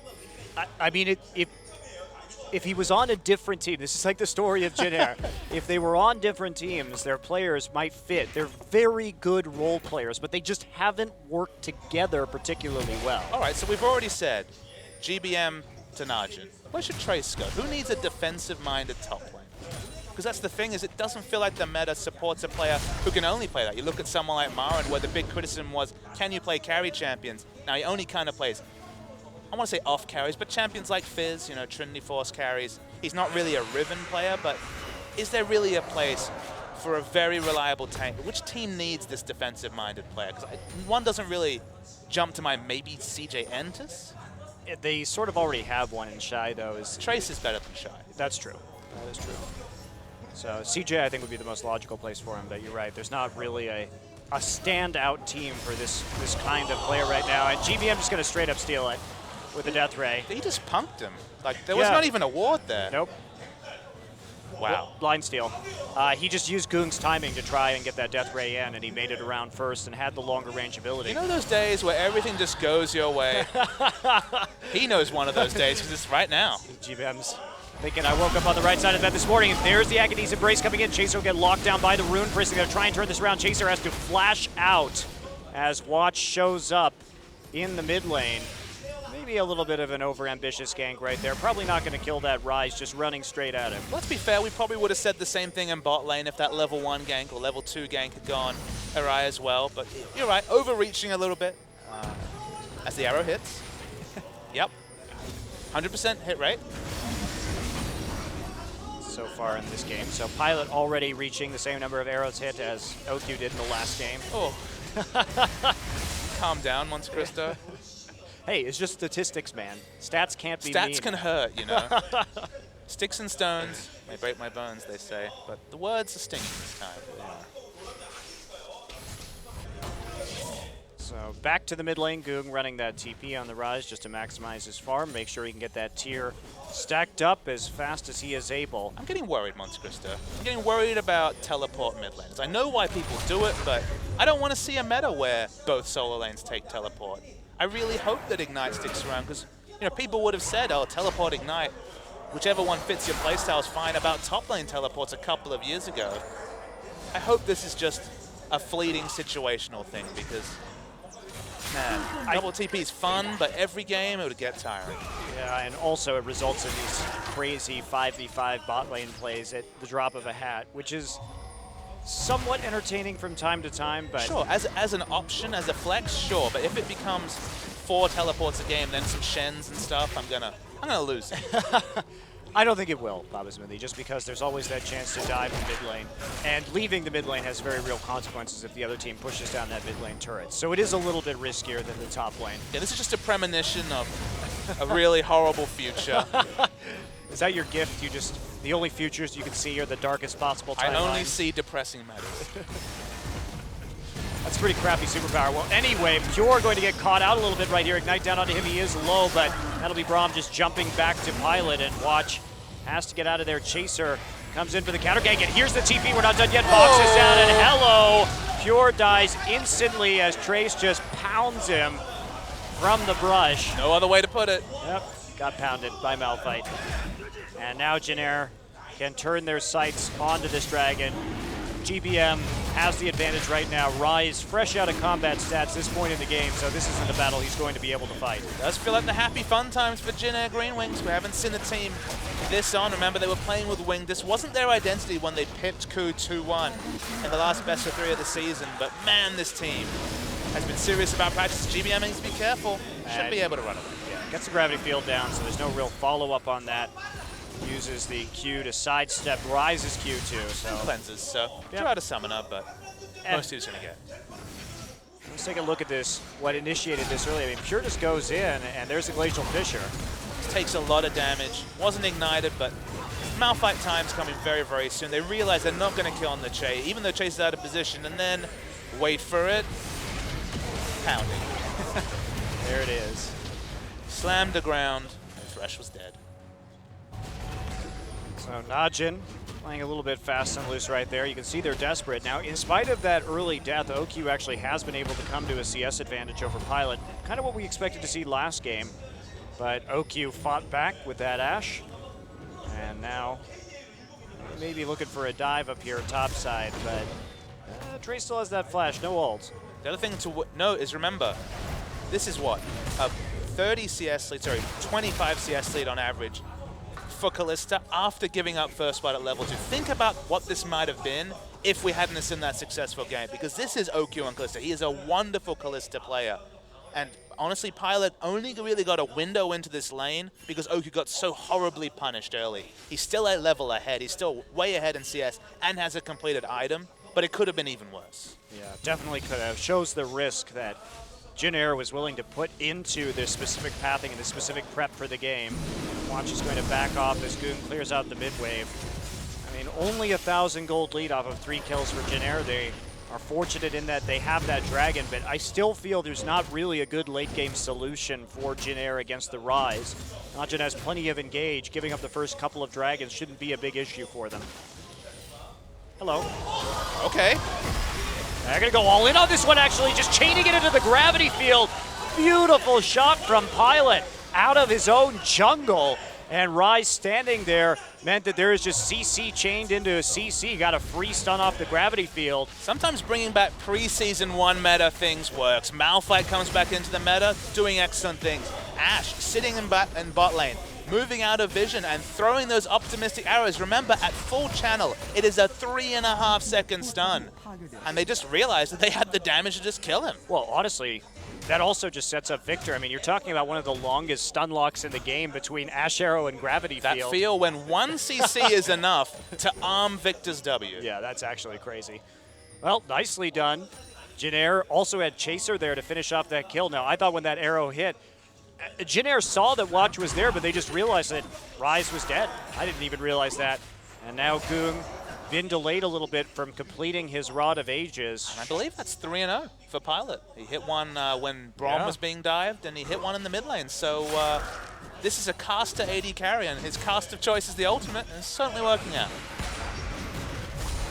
So Trey staying even in the top side. He has 2 kills, though, so that puts him up a little bit in terms of gold. Is going for the Sunfire completion first this game, after getting the cowl for the laning phase. And now Jin Air has control over this mid side. And this is where the picks on Goong can really start to happen if he tries to farm in a bit of a risky fashion. Speaking of picks, Najin have a lot of members around the mid. Pure doesn't have flash. There we go, flash in, and Pure going to get it off, but there's the, okay, cleanse, not enough. Goong going to eventually pile forward and get that, but they had to use 2 flashes for 1. OQ here, or Che rather, here in the mid lane. They're going to try and answer mid for mid off of this gank, and probably not going to get it. Pilot already here in the mid lane. A lot of wave clear, but I'm going to push on. Pilot finally rotates, like you said. I was mentioning Pure didn't have flash. It actually came a couple of seconds later, so OQ had to flash ult. It was still successful, but 2 flashes. If they'd waited a couple of seconds later, Pure coming out of the fog of war with his flash might have been enough, but the end result still is the kill for Naj. Doesn't go on to Rise, though. Did go on to OQ. I mean, that's great for Najin, but it doesn't have that big of an effect. They can't actually counteract that mid lane turret. Maybe it buys the Rise a little bit more time, but the Dragon control is still absolutely there for the Jin Air Green Wings right now. And the worrying thought, a 5-minute cooldown, the only reposition that OQ reliably has, used to pick up a kill aggressively, and suddenly Malphite gonna be getting onto that Kalista. The pounding may continue. The pounding may continue. I mean, it's Rise, too. Malphite well set up to deal with 2 low mobility champions like that, and they're going to try and push down onto the bottom, but Chaser will be seen and have to back off.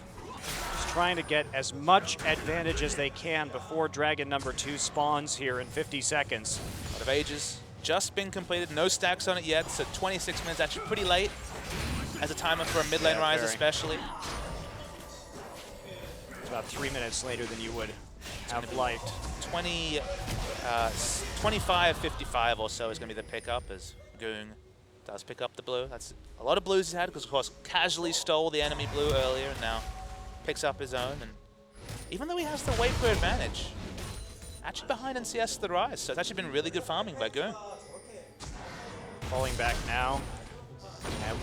And that farm lead may start to develop for GBM now that Goong has to play around this turret. Let's talk about lane pressure. Malphite had a lot of lane pressure. You can see him pushing up aggressively in the top. At this point, they have huge landside pressure having taken the turret in the mid lane. Only OQ is providing them pressure on this map with how ahead he is in the bot. And it'll be interesting to see if GBM and the rest of Jin Air just want to end this laning phase. It's been a painful one for Pilot in the bot lane.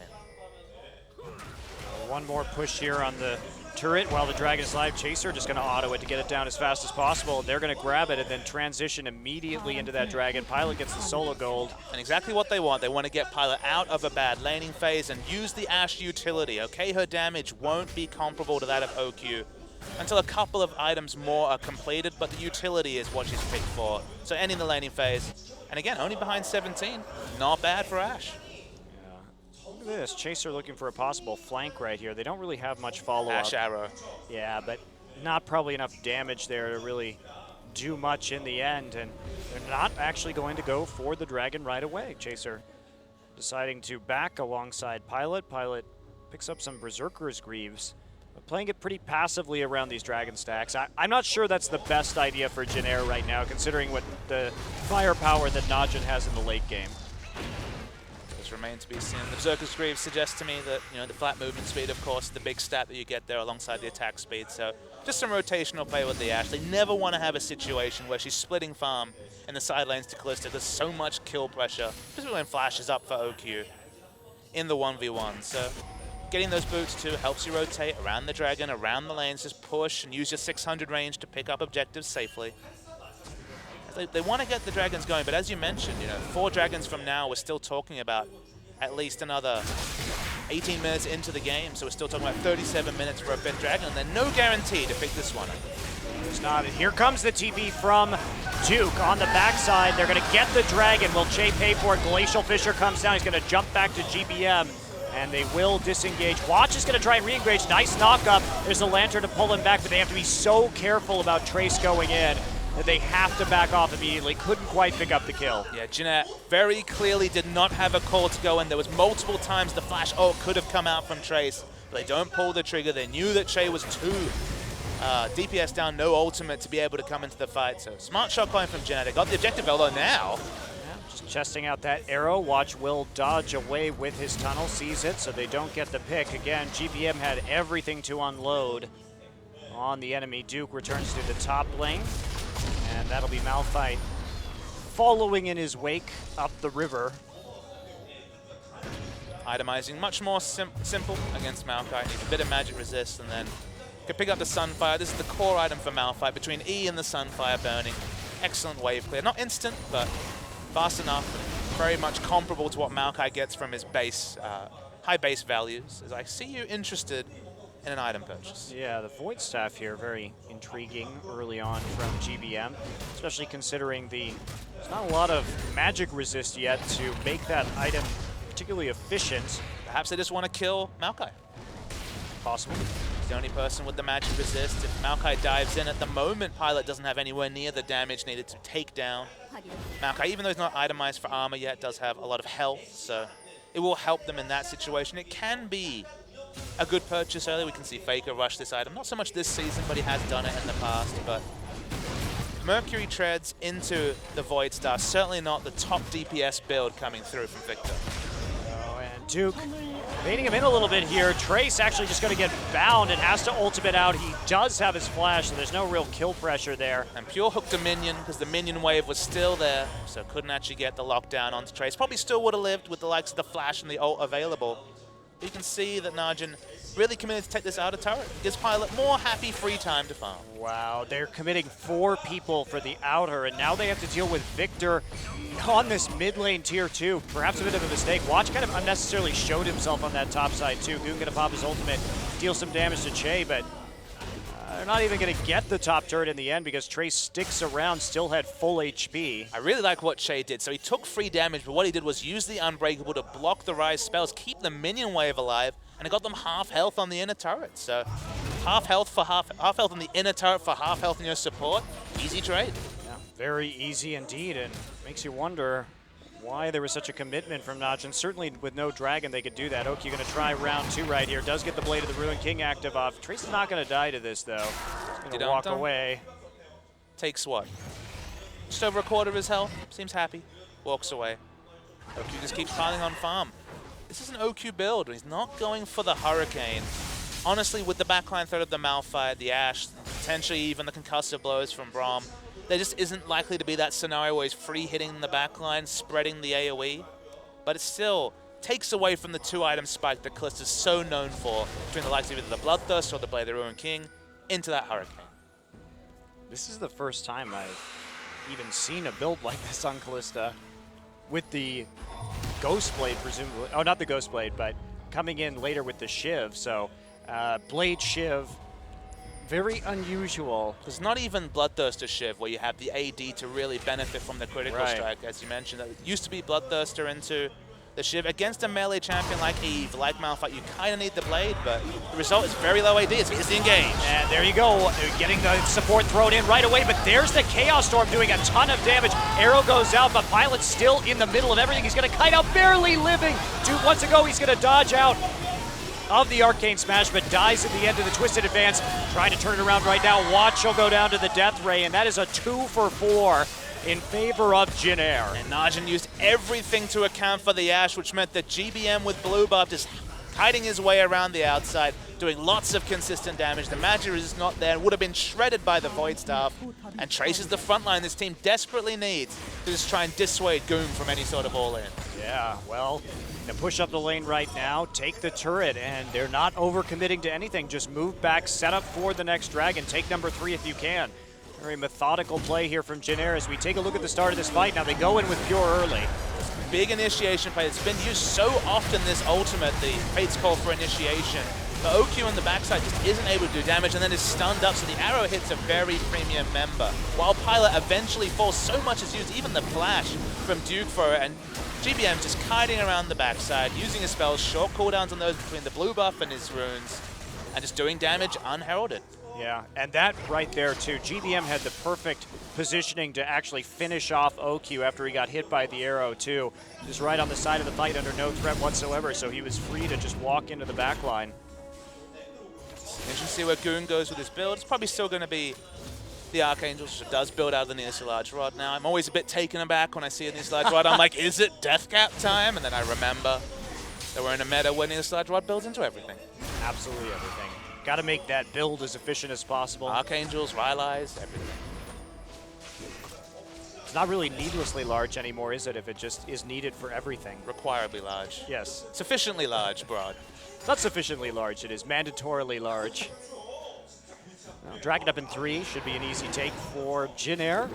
Move over to this objective, and Pilot looks like he'll be left mostly to his own devices there with the help of Jacer, and meanwhile the rest of his team just controlling the mid lane. Now GBM, Duke does Watch have his his face teleport. checking this. They have to be real careful. They just don't have wards for even any sort of teleport play, so no hope for another game where 3 dragons goes unanswered for Jin Air. Well, Najin hasn't had any wards around Dragon in either of these 2 games yet. Have they taken the dragon? No. Their setup has been very poor this entire series so far.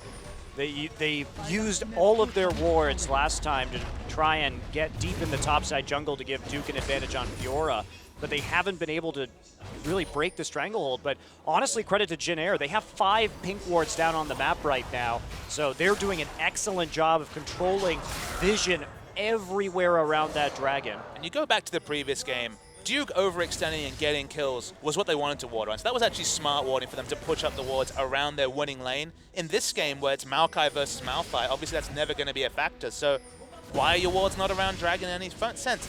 One of them, as you mentioned, is the lack of control over the map. The fact that putting wards around that area against an Evelynn was going to be risky, but Najin have been very scattered this particular game especially, in terms of war control, and objectives haven't been their focus, and they're getting punished basically off cooldown.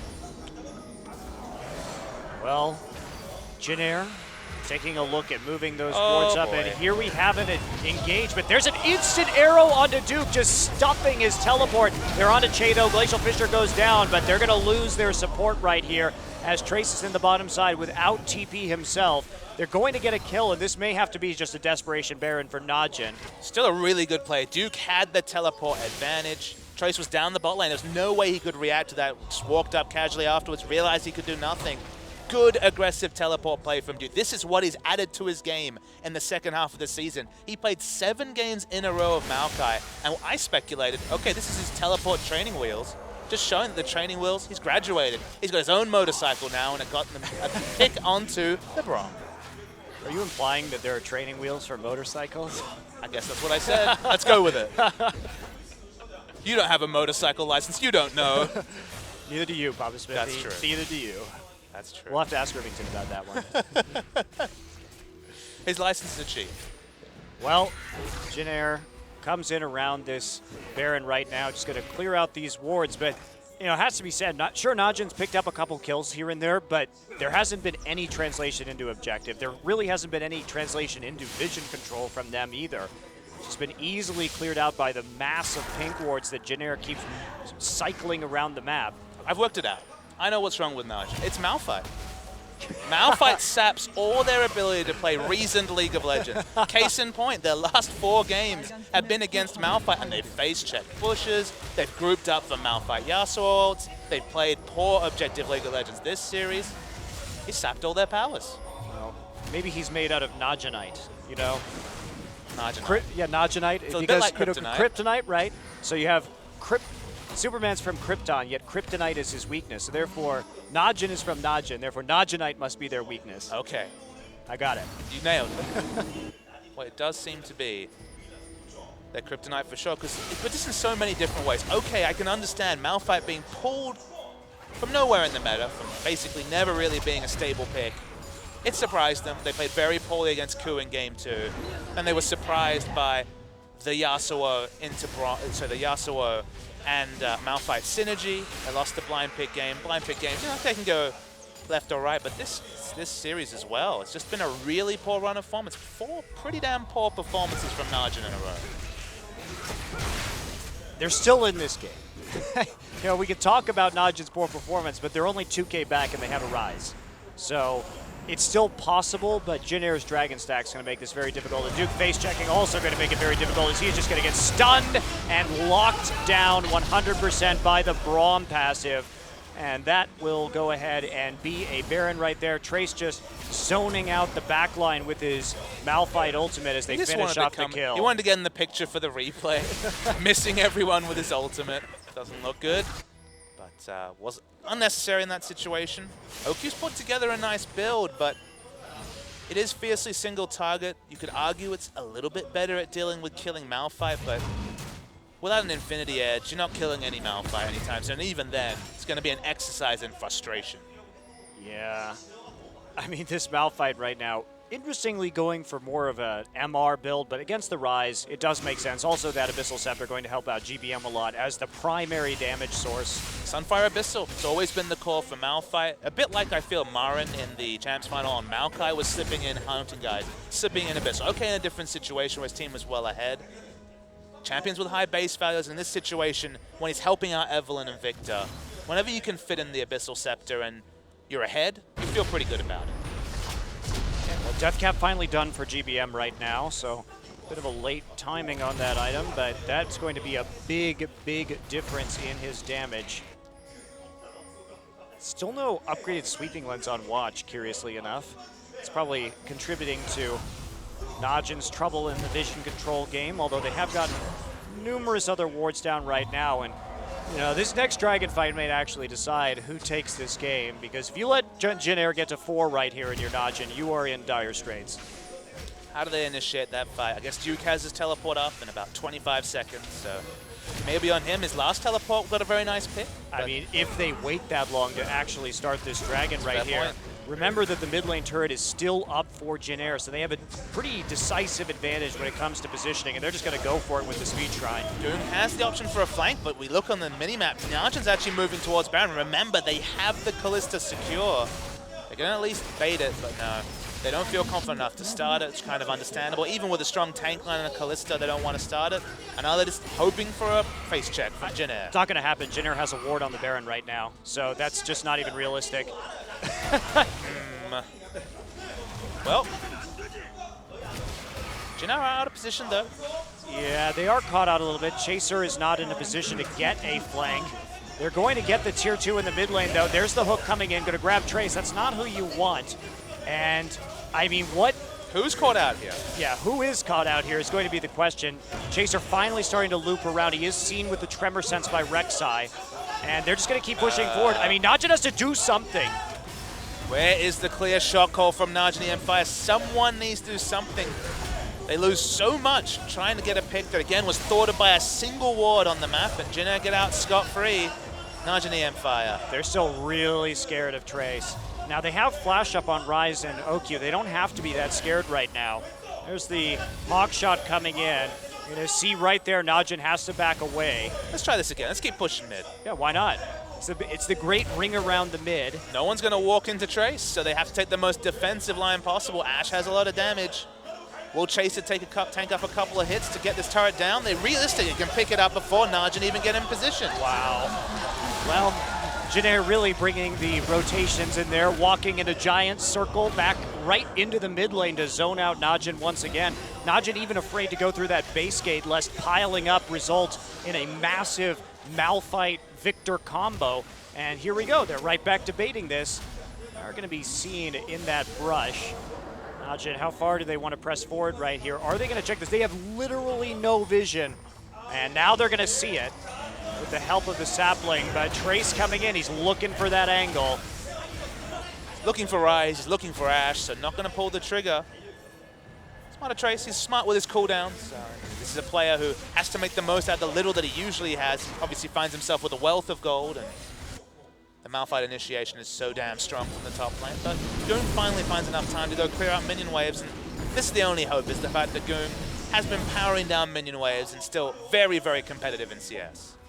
Pilot clearing out the top side, trying to close that CS gap. He has been at a bit of a disadvantage, while Okyu has been getting a little bit more farm funneled his direction.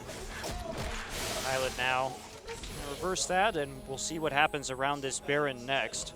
I like the double Banshee Veil. It's been completed for a while for Trace and Chaser, but these are the two champs that have been zoning chokes. And okay, Trace is probably happy to get hooked at this point, but Chaser needs to be careful. And both of them are so about pinpoint use of ults, about hitting the right target, that any sort of interruption can really throw you off. It can throw off those travel times, the projectile times. So I like the fact that they've gone the ultra defensive, because them messing up those crucial ultimates is the only way that, to me at least, Jin Air don't win a fight. It is curious, though, that that has come at the cost of an Aegis. I mean, no one's getting magic damage onto Pilot or GBM. They haven't been taking damage. Okay, Pilot fell in the previous fight, but it was at the cost of GBM running around for free, putting out his spells off rotation. They just haven't shown an ability to get in the backline, and all they have is single target engage from the likes of a teleport flank. So maybe it's confidence, but it feels like Jin Air have prioritized a super tanky two-man frontline than just the value. Trace has got it. He's on to Watch and Pure immediately. Duke in the mix right now, but Watch goes down right at the start of that fight. And here they come, trying to roll up the front line. Duke is not going to survive this. The Ashe arrows just freezing him in place. And they will just turn right on to the Baron immediately. Jin Air finally getting the angle they want with the Malphite. There's ward around it as well. There's a good vision. Kalista realistically can't do it. It's going to be a free Baron to complement the 4 dragons. They're going to be able to shop, roll up to the 5th dragon, and go up 2-0. You'd have to think, barring some sort of catastrophic mistake from Jin Air. They're playing a very measured game of League of Legends tonight. There haven't really been very many opportunities for Najin to get back in this one. Even when they've gotten kills, there hasn't been any real effect on the game. And just opening up with that arrow, great flank from Trace, 3-man ultimate, and they just burn through Watch immediately with the Victor damage, have that Chaos Storm swirling in the fight. And the arrow onto anyone other than Duke is a go, but just because Duke, maybe he's slightly too tanky to DPS down first, but anybody else will die to the 5-man focus fire, and Duke got cleaned up at the end. And Jin Air, the one question we had for them after game 1 was, can they play an assertive early game rather than being granted the leash they did in game 1? They played the assertive game. They got the cheese level 2 gank from Evelynn, and they played this game out perfectly. Yeah, they did. Very impressive. Actually, no Chaos Storm used in the last fight. I mistook it for Malphite's ultimate, so didn't even have to use it actually. And it's smart if you can get the kills without it. If Ryze re-engages, all of a sudden you have more burst to deal with him. Ryze not running with any kind of MR this game, so that actually is pretty significant damage over onto that champion. Rylai's is completed for GBM. This makes him a pick champion, of course. The 40% slow if you get hit by the Death Ray, which has that massive cast range, and then the follow-up CC is certainly there, so the health also makes him tanky. It's a very nice natural itemization pickup that's been facilitated by the Rylai's changes. And Tracer's just waiting for his initiation. He still has flash up. The flashes are all up for everyone except Chaser. And Duke's not that tanky. Ryze going to go onto Dookie. He will get out on the Lantern, but for how long? Nice flash by Duke, going to avoid that. Trace uses his ult. Goong on the run now, and Jin Air decides to think better of it. I mean, 4 seconds until Dragon. You absolutely do not have to fight this right now. You chunk Duke. Sure, he's got that TP up, though. And is this going to be difficult? They used 3-4 ults to do that, so Jin Air has to be very careful that they don't throw the game right here. Very defensive teleport is used. They're playing around Dragon. They've leashed it. I don't know if you do this if you're Jin Air. All your good ults are down right now. They're going to try and engage anyway, but that's going to result in Chaser dying. Now they're just going to attempt to get the damage down. Duke falling low, but it's not low enough. Trace still on the outside. They're going to try and kite with the help of that volley, but they're going to have to give the Dragon up. So Jin Air really overcommitting to getting those kills. Yeah, leashing the Dragon seems like it was a bridge too far, and now Najin can go mid. Okay. Everything else this game has worked against them, but they finally get the pick they need just because of a bit of, honestly, a poor late game team fight decision from Jin Air. And this is a team that has done this periodically. Poor shot calling in the late game has cost them. You have to know that that flash is up on Duke, and you can't make that trade when the Dragon is coming up. That is one of your essential win conditions right now, and that fight has also bought Najin basically the entire Baron timer too. So the Ryze still scary. We're getting into 6-item territory now. These mistakes can't be made by Jin Air in the late game if they want to take it home. Yeah, adding a Zhonya's or Deathcap to a Ryze for the next fight, adding the Infinity Edge to OQ if that's pick up. Pushing very aggressively through mid. Ryze is out of position, but... Ryze also has TP. He's going to TP in behind. All right, Chase is walking that way. It's going to be a pinch. No, cancels okay. the teleport. Smart. Okay, so he doesn't commit to the TP as soon as Jin Air backs off. They saw it coming in. But he does save his inhibitor as a result. Jin Air wants to get this. Chaser will be there as they move forward again. Ults are back up for the Jin Air Green Wing, so now they actually have the tools to fight. And they have the flash advantage. Goong, Duke, Pure, all do not have flash. Only Chaser is missing flash. So with such a summoner advantage, Jin Air pretty confident about poking around this inhibitor. Man, these side waves have been so masterfully prepped by Jin Air. Watch going to try and come in. You cannot engage with Tunnel Watch, and that's what happens when you do. Easy kite. They're going to get the arrow onto Goog immediately. There's the chain into the Malphite ultimate, and goodbye. This game is over. Jin Air will take it in spite of not getting that 5th dragon. Really questionable engage by Watch. What is he doing? Why is he doing it? They could have just let the inhibitor fall. The scaling was real for Jin Air. The scaling is not going to be a factor at all. It's not even a worry, as the game will end right now. Yeah, well, long death timers. So Jin Air, they messed up that team fight, overcommitted, but to Jin Air's credit, they didn't compound that mistake. They backed off the dragon. They didn't go for the fight when they were weak. And there you go, ace onto OQ, but that'll be Pilot paying for it. And that is a 2-0 lead now for Jin Air. And who would have thought coming into tonight that we would be saying that? I gotta say, the training montage is required for Jin Air. OGN need to produce that video, cue it to some 80s music, because they have been practicing in the off-season, and they look a completely different team than the one that stunk up the Rift 6 weeks ago. I'm just surprised they can engage Papa Smithy. That's like, I mean, sure, it's not the hardest composition to engage with Malphite, but they've been engaging in multiple different ways, using several different players, all going in, all committing to the decisions about when and how to team fight. And this is something that we just haven't seen from Jin Air at any point in this year.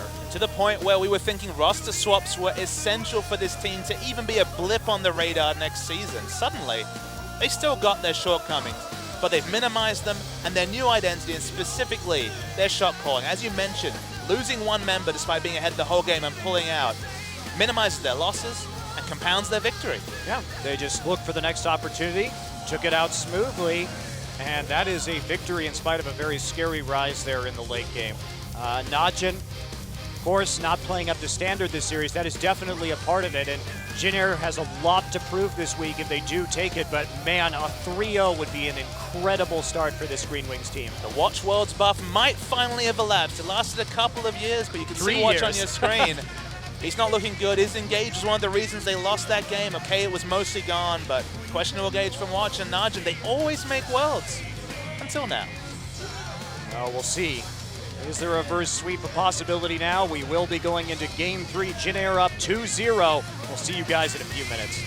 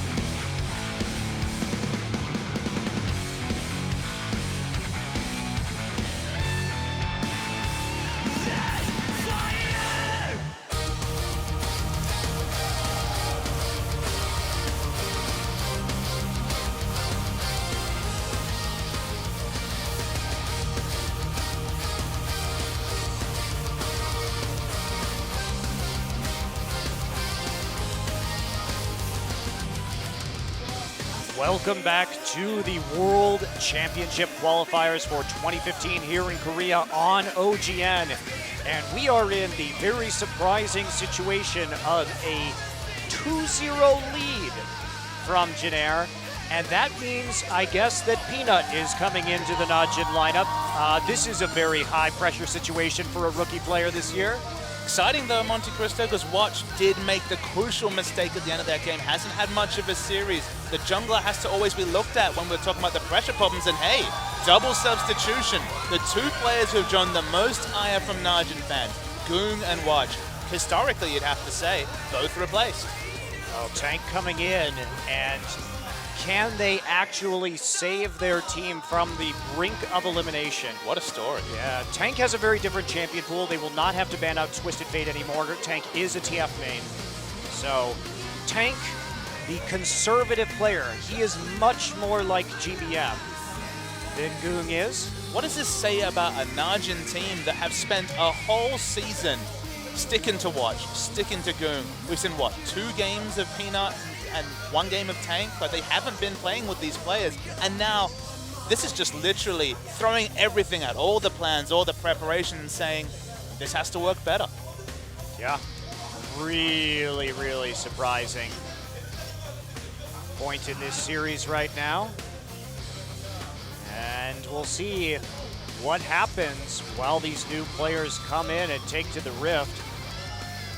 Where do you go with this, though? Last season, their roster swapping was largely ineffective. It seemed very scattershot, too inconsistent, and they never had synergy as a team. This season, they played, like you said, essentially every single game with Goong and with Watch. With Pure, despite the fact they have 9 players on this roster, everybody has a substitute player besides Duke. It's crazy that Kane has seen no game time at all. Yeah. It is. So, in the dying moments, perhaps, for Najin here, this is where Peanut and Tank come in. And you know what, Papa Smithy? I understand Tank coming in. I do. I don't understand Peanut coming in. Sure, we had Watch make a bad engage. You can't tunnel engage like that when there's a Malphite and a Victor and so much kiting potential on the other team. That was a big error. But at the same time, Peanut is a bit of a loose cannon. He's a very young player. He's only 17. Sure, he's mechanically gifted. He can get good ganks off in the laning phase, but he's even more prone to making late-game team-fighting mistakes than Watch is, in my opinion. You look back at the finals last season, you would have said probably the same sort of thing about Tom, specifically if that series had gone worse, but Tom is the same sort of loose cannon from the jungle, and it paid off in spades. These first 2 games have been so landslide victories for Jin Air. Game 1, where it was certainly in the control of Najin, and they just let up with a pick comp. Game 2, they just kind of got dictated to. It's such a risk, and it's such a big statement. I don't know what exactly they're saying, but it's not really a show of faith into 2 of the veterans of this lineup. Well, I'm curious about Jin Air. They came in with such a specific red side strategy last game. They're back onto the blue side in this one. How deep does their playbook run here? Do they have more very creative drafts in store for us? Do they have more bait picks like we saw from the Kalista? What can they dangle in front of Najin and then get an advantage off of? Well, we'll find out. Reminder that Kallista's been getting through consistently as a blue first pick. Will Malphite finally get the respect ban? Because what? Najin have spent 2 games effectively banning 3 champions from GBM, and it's had no effect. Really hasn't. Well, Gangplank banned yet again after that very nice performance GBM had in the first match of this series. Azir and Shen, and now TF banned the opposite direction. Again, that is a champion that has now forced Jin Air to ban it instead of Najin because Najin is on the red side. So it's a nice time actually to sub in Tank because that TF as a last pick is a major threat. It's a happy time in the meta where Twisted Fate is relevant but not a first pick champion. So still sees respect as a red side last pick potential, especially from Tank as you mentioned, but doesn't dominate the meta as Kallista's finally banned away with the last ban. Opens up Chaser on the Kalista. So early pressure jungler for Jin Air Greenwood. Yeah, the Elise actually prioritized this game. They just took Kalista first on blue side and let the Elise through. And really see how Tom catch. We won't see both these champions in the first rotation for sure. The dream though? I think you just take Kennen here if you're Najin. Take it away, try and get OQ that advantage. And a Fizz could come through, but again, the Malphite is... We've seen what happens in that lane in the finals. They're going to grab the Victor for Tank instead. And it still effectively feels like, let's ask GBM a question again. 3 bans in both games. Picked the Gangplank in first game, carry performance, been banned away since. Second game, defaulted to Victor, did fine. This time it's taken away, so now the question is, with all the bans and now the Victor takeaway, where does GBM go on those? Flashing Fiora, and it's not outside the realm of possibility that this is the next in the line of champions for GBM. Yeah, I don't know much about this matchup versus Victor, but should be able to get on top of the low mobility Victor and then try and block out some of his damage with the riposte. And we'll be switching over to the blind pick. Yes, Diana maybe. Diana's the laning matchup. You can take teleport and still do very well on the lane. It's not 5-16, so Mordekaiser's still just a dream in the heart of Riot Atlas at the moment, but the Malphite is going to be locked in. It's the reliable top laner. It's worked so well for Trace. Honestly, next season, this could be one of his staples for sure. It also just shuts down the Fizz pick. That's the nice aspect about it, is that when you're worried about a carry top laner like Duke, early picking Malphite denies so much of what he can do, and he's just forced into Maokai again. It only took, what, 8 seconds of the pick ban to realize that Maokai's the only place to go, just because we saw someone try to first pick Fizz, and that, of course, was Someday in Katie Rolster versus SKT, the Champions Final. And look, the Shen matchup of Fizz not great. The Malphite matchup, honestly, seems even worse, because Malphite's got that AoE to really control the minion wave in a way Shen struggles to. So, Maokai and Rek'Sai eventually chosen here, and now we are going to see the mid lane pick revealed. What is GBM going to play into the... Yasuo? Could play Yasuo. Remember, he can also play Ahri, so that is yet another potential pickup there. Flashing the Zillion. We saw Zillion in the International Wildcard. I see you shaking your head. You don't believe in the Zillion. I do not believe in the Zillion. There's just not enough damage on It's this Malphite team. time on screen. Sorry, it's Yasuo time. Look at this lineup. We've got the Ashe initiate. We've already got the Braum available in the last round. Braum, Ashe, the strong laning duo. They've got the magic damage from the likes of Malphite and Elise, but they could go safer. They could go for the Orianna. You talked about kite comps. Ori certainly starts one of those. I don't know about the Ashe combined with the Ori here. It does mean that they may have some damage issues in the late game. I wasn't a fan of the Yasuo combined with the Ashe either. I think with the Malphite you have enough initiation, but that will be just a lock-in of Sivir at the end for OQ. So an all-in engage composition. Najin trying to get in there with the Kennen, with the Maokai this game, but Jinair, the nice thing about having the Orianna is that has always been GBM's signature champion. Absolutely. Right from when he debuted on CJ Entus, he was always about the Orianna.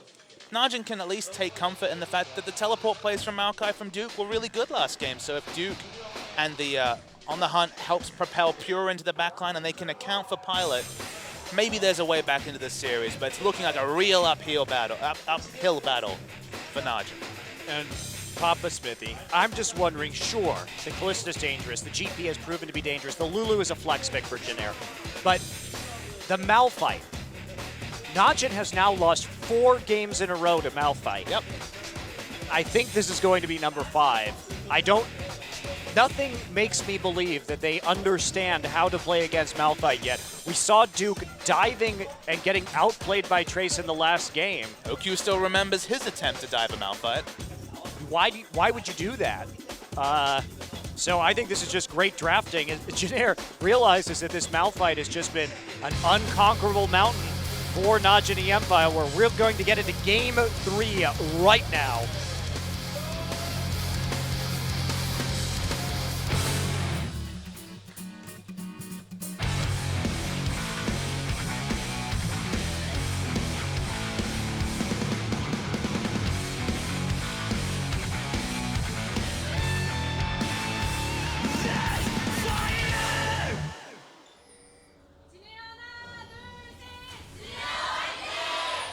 소환사의 협곡에 오신 것을 환영합니다.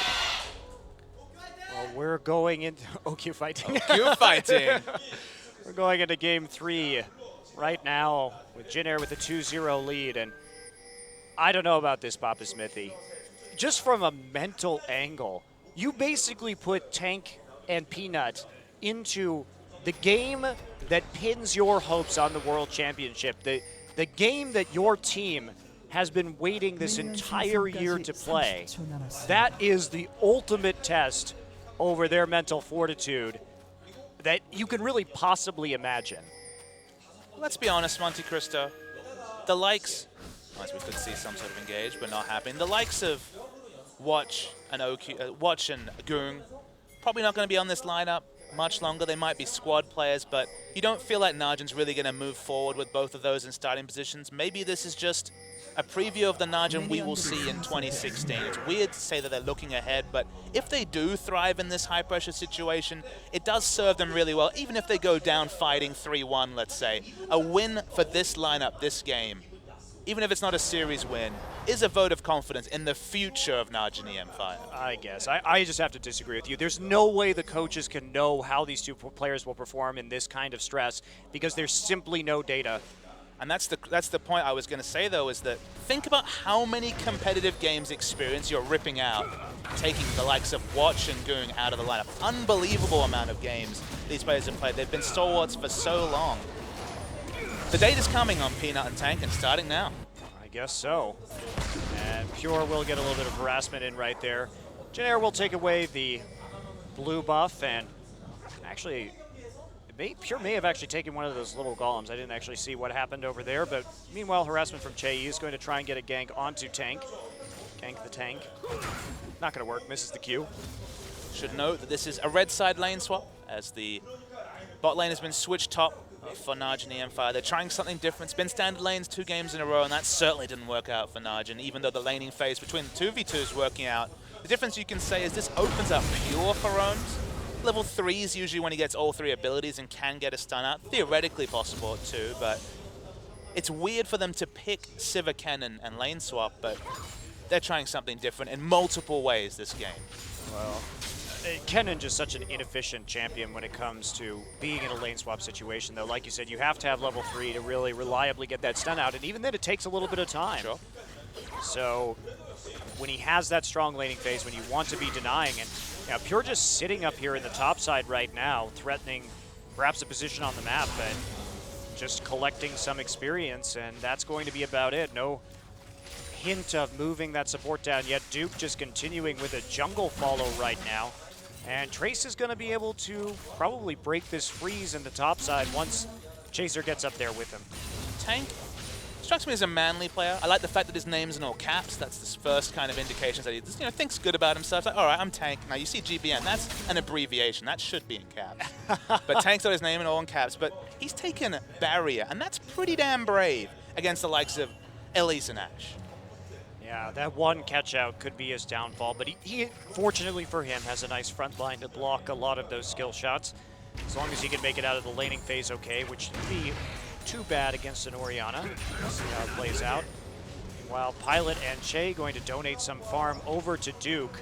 Trace has to overextend pretty far up, does have some nice wards though in the river to help him out with that vision, and Chaser playing around the top side of the map at the moment. Just trying to work out what Barrier means. Let's think about the kind of defensive summoner options. He had Ghost, obviously for the movement speed. That's the least combat stats in that particular one.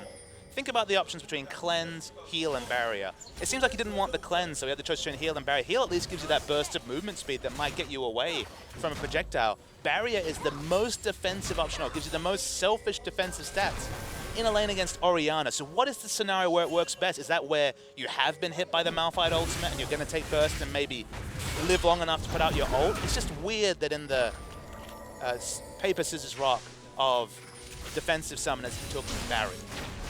I think that he is worried about getting hit by the Malphite ult and then a follow-up Orianna ult, and it's just going to give him front-loaded survivability because it does act as an overshield, so it won't actually cut into his HP. Again, questions about that for sure, but I would believe that that's what he's thinking. He's looking forward to some late-game team fights. And maybe that's just being a mid to short-range mage and say, look, I'm probably going to take some damage. I'll live long enough for a rotation, maybe 2, if I have that selfish, huge burst of shield.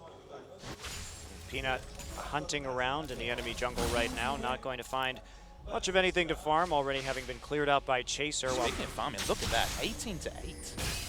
That's pretty substantial.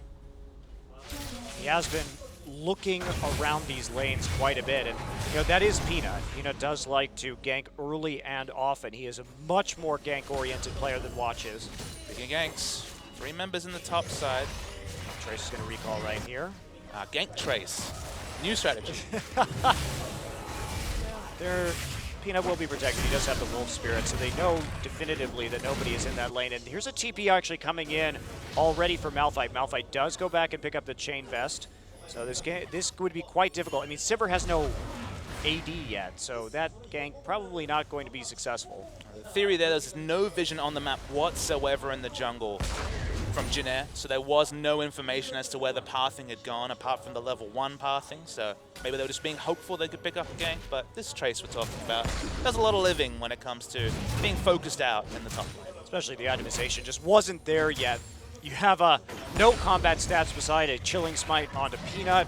You have only at that point the Doran's Blade on OQ, and coming back with a Chain Vest means that it's just not going to happen, even though he's not level 6 yet. And they also saw Chaser with the Wolf Spirit moving into that top side. So all the lanes going to normalize right now. Pretty much everything even across the board. A few CS here, a few CS there, but nothing too impactful yet, especially in terms of those items. GBM plopping down a pink ward right now, and will take his blue buff nice and safely. Only happy thing for Notch is now Duke is in a 1v1 matchup against a Chain Vest as Maokai. So obviously, while that itemization gives a bit of damage, it's not ideal itemization. It does build into Sunfire Cape, which is going to be the big purchase. You just have to deal with the high base magic damage values from Duke, but it's a small advantage, but still much better against the Sivir than it is against the Maokai. Yeah, we did see Trace go for that early cowl in the same matchup in the last game, so he won't have that same kind of flexibility when it comes to the staying power. They're just going to ward very actively in this top side. Pink wards. Scuttler already taken another pink, and Chaser not going to check that dot brush in the river. Bit of a mistake right there as he looks to move through the mid lane. As you mentioned, it was a mistake. Some junglers, of course, when the pressure is immense from the enemy team, don't have the luxury of checking that bush. When it's Victor versus Orianna and wave clear wars, that's just a pathing error. Yeah, and especially when you have lots of wards up in that top river too, so there's no chance of a real pincer attack coming in from the other team. Peanut is here with Pure and OQ. Chaser, that ult just isn't going to do what it used to from Sivir. They draw out the flash from Chaser. They may be able to get this red buff, but remember, Sivir ult is down. Guess what's up? Boy. Ash Arrow is here, and there we go. They're going to cut him off. Bye, Peanut. And they will finish it off eventually. Ash Arrow's still up. They're going to try and follow this up. Nice spell shield block by OQ. Good patience. Really good spell shield use. Captain Jackass was always famous with that ability. Will they get out though? There's the stun onto him, but Gonna get the slow, and there's Braum coming in. And just a little bit more flash over. No, just out of range. Nice gravity field from Tank. Bit of a split call there from Jin Air. They could have actually flashed together on that and probably picked up the kill, but Che going in, Pilot not following up immediately. lots of summoners used. Duke didn't try to teleport despite having teleport advantage. Now Trace would have had to use his ult to be able to stop it, but the ult on a pretty long cooldown, so that was kind of the mind games going up top. Never found an angle. Results first blood to Jin Air. Pilot was very smart to hold that arrow right there. He picks up the first blood kill, able to take that small advantage, and this is just Peanut things right here. He called for an invade right there. They didn't have necessarily the angle on the mid lane. GBM was the first one to arrive to that fight, and they will give up a red buff onto the AD carry of Jin Air. Just didn't get any purchase from the On The Hunt at all. This is patch 5.15, so of course the On The Hunt. The big nerf, apart from just general movement speed, is the fact that the buff duration basically requires you to be in range straight away, otherwise you're just going to elapse by the time you get, because the buff duration isn't static. It's not 3 seconds wherever you are, whenever you get into the aura. It starts from the moment the ability is cast, and allowed the Sivir to get in position, but they quickly realized they had to kite away when they were just so caught in the enemy jungle. Just pretty poorly conceived invade altogether there by Notch and EM Fire, and that's going to cause them to fall back once again in this game. Fortunately, Duke is actually doing a great job of dominating this top lane matchup, the advantage that he didn't have last time, thanks to that itemization choice made by Trace, who thought he might be in that 2v1 for a little bit longer. You can see why Peanut's been empowered to counter jungle, because look at the CS values. 16 CS advantage in top. 15 CS advantage in mid. Even the Sivers winning as well. So there's been lane pressure in all 3 lanes. That was an overreach with the red buff invade, but Najin at least understand. Pushing out 3 lanes, controlling 3 waves and invading is the name of the game, and Chase is countering this by just sticking in a lane because his jungle has been so ruined by the counter jungling by Peanut. Well, he is going to help push out right now. Trace needs a bit of a respite just so he can get back to base and try and deal with this item differential that exists between him and Duke. Peanut looking around. Tank has been opened up, and there's the warning pings coming down from Jin Air. They know this is happening. Pink Ward stepped on by Tank, so Pilot and Che backing off. They have plenty of crowd control, and Najin calling for the Dragon. At least was last in and top, so it would be a long route over to the Dragon. Waiting for Hawk Shot, hasn't been used yet from the Ashe. Might not be on cooldown still, yeah, 18 seconds off cooldown. Smart from Najin, they've had so much map pressure in all 3 lanes. The invades have been regular. The first Dragon should be easily picked up, and their first of the series. Yeah, they're first in 3. No, it's not. No, they got picked up one at the end. of the last 2 game. in a row for Najin, but doesn't really mean much. No, it doesn't. But this is the start of something new for Najin if they can maintain that control over the Dragon Pit. Meanwhile, Jin Air just returning. Gold lead goes over to Najin just by a hair. It looks like it has evened up now, so first blood gold not doing work when it compares to the actual farm edge that Najin's been able to accrue. Itemization from Chaser on Elise seems to be the new normal. People have been picking up that Rune Glaive. We saw Bengi do it with great reliability in the Champions Final. And it just gives you a lot of damage. The new Rune Glaive does really work well with Elise. Helps the Chaser. Tank flashes, okay. I didn't know. I think that course Q was going to miss from Braum, and he was very scared about the follow-up into the Cocoon. And that's one of the things about Winter's Bite. 40% slow on that Braum Q. Super easy to hit the Cocoon afterwards. So that is, I think, a well-warranted flash. Didn't have the luxury of the cleanse that seemed to be crying out when you saw the likes of Elise, Ashe, and Braum on the enemy team. Because he took the barrier, doesn't give him any utility against what would be certain death if all those abilities landed in unison. Has to flash. Okay, well, OQ still has the wave clear. He's actually managed to chip that turret down to 50%, and Najin again posturing around the bottom side of the jungler. Chaser will take out a little bit of their vision. They want Chaser to walk in here. Pings from Najin down onto that red pit. And I don't think Chaser's going to walk down there. He's not going to walk into the black jungle while his lane is pushed forward. And indeed, he'll just take a jaunt up into the top river to clean out a Pink Ward instead. Perhaps the most surprising thing about Jin Air being up 2-0, which is already crazy in its own right against Najin EM is that how few times have we actually mentioned Chaser this series? A team that was solo reliant on him carrying for at least the back end of the summer split, summer season here. He's just been a role player. He's just been doing his job, warding smartly, and he hasn't been relied on to carry whatsoever. They've never reached for the likes of Nidalee. We've theorized that with Nidalee gone, carry jungle pool so limited now that even Echo is mostly being pigeonholed as a mid laner.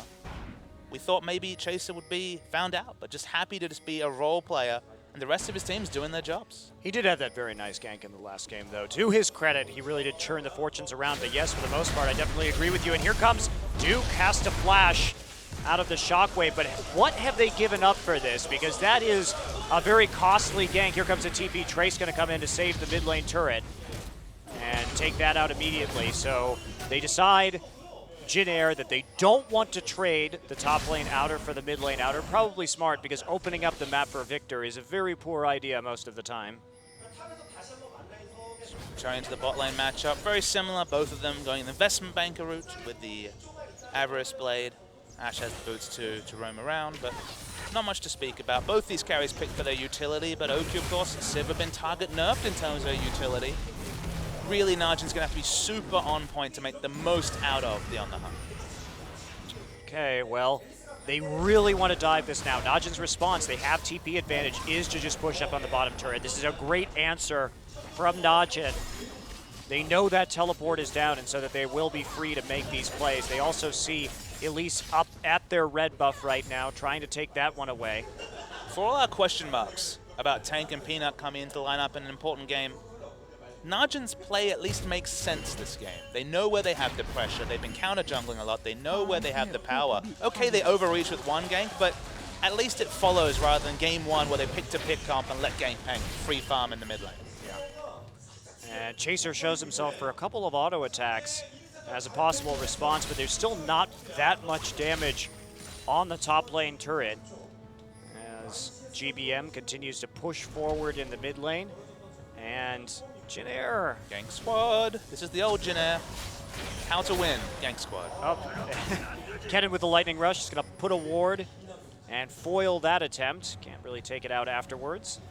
Meanwhile, Pure and Peanut return up into top lane. They're trying to methodically take down the rest of these towers right now. Sivir walking through her own topside jungle, trying to pick which lane to go to right now to continue to press their advantage. And everyone from Jin Air on that side of the map too. Now here's a hard question, at least for me to put together. Late game team fights. Oh, draws the flash from Peanut. Late game team fights. These comps, at least as far as I can tell, have pretty similar identity, pretty similar carries. You know, utility carries in the mid, Victor more damage, Orianna more utility. Utility carries from the AD carry position, tanks in the top lane. They seem to do a lot of things similar. So does that mean they share a win condition? Is Dragon, say for example, the next two Dragons going to Najin really going to blow this game apart in the late game? Or is there any real differentiators between Jin Air and Najin in this game? I don't really think there is. I think that if Jin Air can get that good off-screen initiation down with a Malphite ult or an Ash Arrow, that could change things around. But if they can't get that initial burst damage down off of an engage, you could really see Pure with that AoE making the bigger difference in some of these fights. So should be interesting to see how it plays out. But yeah, I agree with you. I think the late game damage edge does go over to Najin. It's close though. It is. It's close. I like what you say about Pure, because it's going to be pretty squishy. If the game goes long enough, maybe you fit in the Zhonya's, but realistically, Banner of Command's been the big pickup for these Kennen support players. You've got the Sivir ultimate. You have backline threat. If Najin get a Dragon advantage and then can peel off with a Flash Kennen ultimate, that's more than what Jin Air can do. So, yeah, open up Dragon as a win condition. Maybe peeling off into fights with the Sivir ultimate might be the big way for Najin to come away in what is a very even game, at least in terms of team comps. So Crab has been taken here by Najin. Both top laners returning. Sunfire done for Trace right now. Meanwhile, Duke puts the final touches on a cowl and his Righteous Glory. No one really wanting to take this dragon right now. Trace didn't have teleport until basically now. I believe it's just up, so can actually go to the top lane. They're hard pushing mid lane though. Even with the regular wave clear, you cannot walk up to a Malphite. It's a nice rotation from Jin Air. Yeah. Also blocking that Death Ray from the minion wave with the Unbreakable. OQ may have overcommitted to this. How is he going to get out of this situation? He's not. It depends on how far they want to go for this. He's going on a bit of a run. Man, he just lost the dragon for them. He has to kill himself. Or he secured the dragon. That was the thing, was if they went 4-man collapse onto dragon, maybe they could have picked it up. Is he? Oh, will he get it? Oh, only 2 minions from that wave. Well, now You definitely lost it. Yeah, Jin Air now pushing forward. So after that turret goes down, OQ had plenty of time to get out of that situation, made absolutely the wrong call. And Najin will have to content themselves with the top turret in exchange for the drag. Now, if there was a clear shot call for him to dangle himself deliciously so they could pick up their second dragon, maybe you can justify it, but that was just poor shot calling or lack of communication, because there never seemed to be Najin collapsing onto that dragon, and OQ just dies for free. I mean, they didn't really have much of a choice anyway, because 4 people stayed back. It was only Pilot moving down there, so that was a good call from Jin Air not to overcommit to that kill when they could just take the objective instead, and still OQ will be off the map. He will not be farming. But from a Najin perspective, why is he there? Why is he? The only reason to overextend on the inner tower is to create pressure, and what was the pressure for if the communication wasn't to draw aggro to pick up a dragon? It was just, well, it can't be that much of a head explosion in terms of positioning in the inner turret. I think that the communication was that Najin would actually be somewhere on the bottom side, but they tried to defend that mid turret, and I don't think they expected Trace to come immediately into the mid lane like that, but even so, very sloppy shot calling from Najin. And that's been a hallmark of this series. It looked like late in the season they were turning it around, that their shot calling from both ahead and behind had improved, but we're just not seeing very good evidence of it in this series. Again, the only mathematical equation I can put together 5 games of Malphite, 0 games of solid shot calling from Najin. The Najinite is real. The Najinite is so real. What does it look like? Like a rock, I guess. Looks like a talking rock, you know? Yeah. Took me so long to work out where Malphite's head was. Oh, right. It is really hard, isn't it? Because you see his portrait, you can't even really figure out where his head would be on his body. Stared into that Malphite, whatever the skin, I was like, where's this guy's head? It's screwed on, though, because, man, Malphite has worked so well against poor Najin. Interesting. Tank actually going for a Rylai's after First. two upgrades on his core. Okay, well, pick pressure, for sure. Also means that literally he can just disregard Malphite between the 300 health plus from the Rylai's and the burst shield. So I guess it means he can position very aggressively looking for that pick, but it's definitely something different. Second item, third item maybe, but literally over even a rushed Hex Core. That's the first time we've ever seen this build. But I agree, in combination with his barrier selection, He can be so aggressive in terms of positioning. Yeah. So it's starting to add up a little bit here from the tank side of things. However, total vision dominance around the dragon here, and the bottom side of the map from Jin Air, they've managed to just get a ridiculous number of pink wards on the map yet again. Just because these comps are so similar, Jin Air doesn't really need to force anything. That's been their MO all series, is playing pretty defensively, not looking to ever bite off more than they can chew. Even when they made an outright mistake around the 5th dragon last game, gave away a kill, kited away, gave away a dragon that was was absolutely inconsequential in terms of the result of the game. So Jin Air's probably pretty comfortable opting into what is a very equal late game and just trading on the fact that they've been super on form in multiple ways this series. Yeah, they've definitely had the better shot calling, they've had the better vision control, they've had the better objective control. So I think they're smart. Just wait for Najin to make a mistake again. Sure, it's not exactly the same team you played against, but I think that playing defensively against rookies and against players who have unknown mental fortitude, they're going to go in, though, and Che gets caught out immediately. Glacial Fissure will go down. He's going to get jumped out onto GBM now, but there's not enough follow-up traces here. They're going to have to get a chance to run. Nice gravity field, making sure that he can't ult onto the fleeing members of Najin in that choke point. See the power of Unbreakable, though. After everything is blown on Che, he's above half health. Pure's the one that goes down. He's the one that initiated the fight, and they didn't even need Malphite to get a pick. Che didn't even use any summoners. He just simply jumped right over to GBM. So pretty convincing there from the side of Jin Air, but Najin, you can't really engage fights like that. Flash cannon ulting is almost never successful against good teams. Trace's going to get caught out. He will get slowed and stunned, but that's not enough damage to really deal with him at this point in the game, and everybody from Jin Air there to help him out. Still a smart idea if just look for a pick on anyone just because they saw Ash was free hitting the outer turret in the bottom lane. So they wanted to create pressure, release pressure from this outer turret. That's going to take a lot of damage, but not fall down, as Oku's here to pick up the minion wave, but Uh-oh. Yep. you see him. Of course knows that he's there now, but Najin are trying things, but yeah, as you mentioned, when we see the likes of Gorilla coming in from the flanks on Kennen, you know, just smartly pathing his way into the back of 3 members, absolutely Kennen's support can do wonderful things.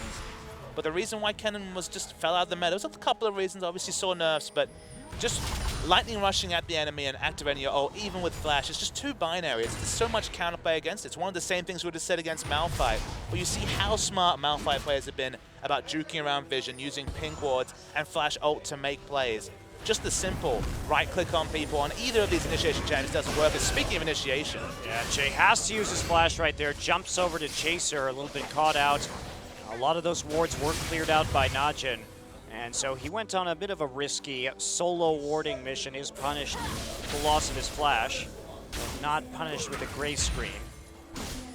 the gray screens have been few and far between for Jin Air, but Najin have seen a lot of them this series. Not so much this game. It's been pretty close. Only 2 kills, actually. Not a very bloodthirsty game at all, despite the fact that we've had dragons go both ways. Usually the low kill games are about getting lots of objectives, but only 5 taken between the 3 turrets and 2 dragons. So low objectives means a lot of farming. Suits someone like GBM on a champion like Orianna. Just pumping up the values. Finally hitting a big team fight and already having a death cap, the first big spike for an Orianna, means that when we finally see the ball on Malphite. Malphite Orianna, the oldest initiation ball carrier duo in the league when it comes to Orianna. It's going to be big damage. Yeah, we hadn't really even mentioned that, but Jin Air getting the drop is such a threat because of that combo. Absolutely can put people to rest. And Jin Air now again reclaiming their position of dominance, and Trace just waiting for people to get into that choke point right by that dragon, although the pink ward already laid down by Najin, so they can't get vision over the wall themselves. My worry is that you voted for Najin for late game damage. I don't disagree. Right now, with this Rylai's build, the damage is pretty damn low for Najin. They don't have a lot of damage anywhere, really. Don't really want to rely on Sivir as your only damage source. So Dragon goes through to Jin Air. They have the earlier power spikes. They've got the death cap onto Orianna. When you look at two mid lane champions, you're pretty comfortable that Orianna is going to out DPS your mid laner. That's a problem.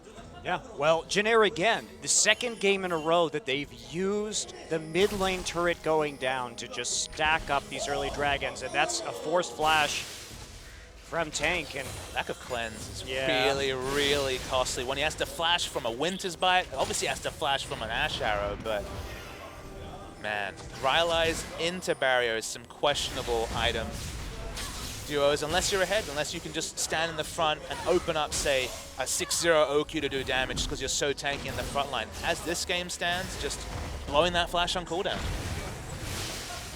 Jin Air will move forward in this mid lane. One thing that Jin Air has always excelled at, even in their low points, has been flank warding. And they've got it just nailed in this game. There is no way that anyone is getting in from a flank, and it sets them up for very safe sieges. I mean, to be fair, Najin don't really have any wards. All those red circles are not wards. That's true.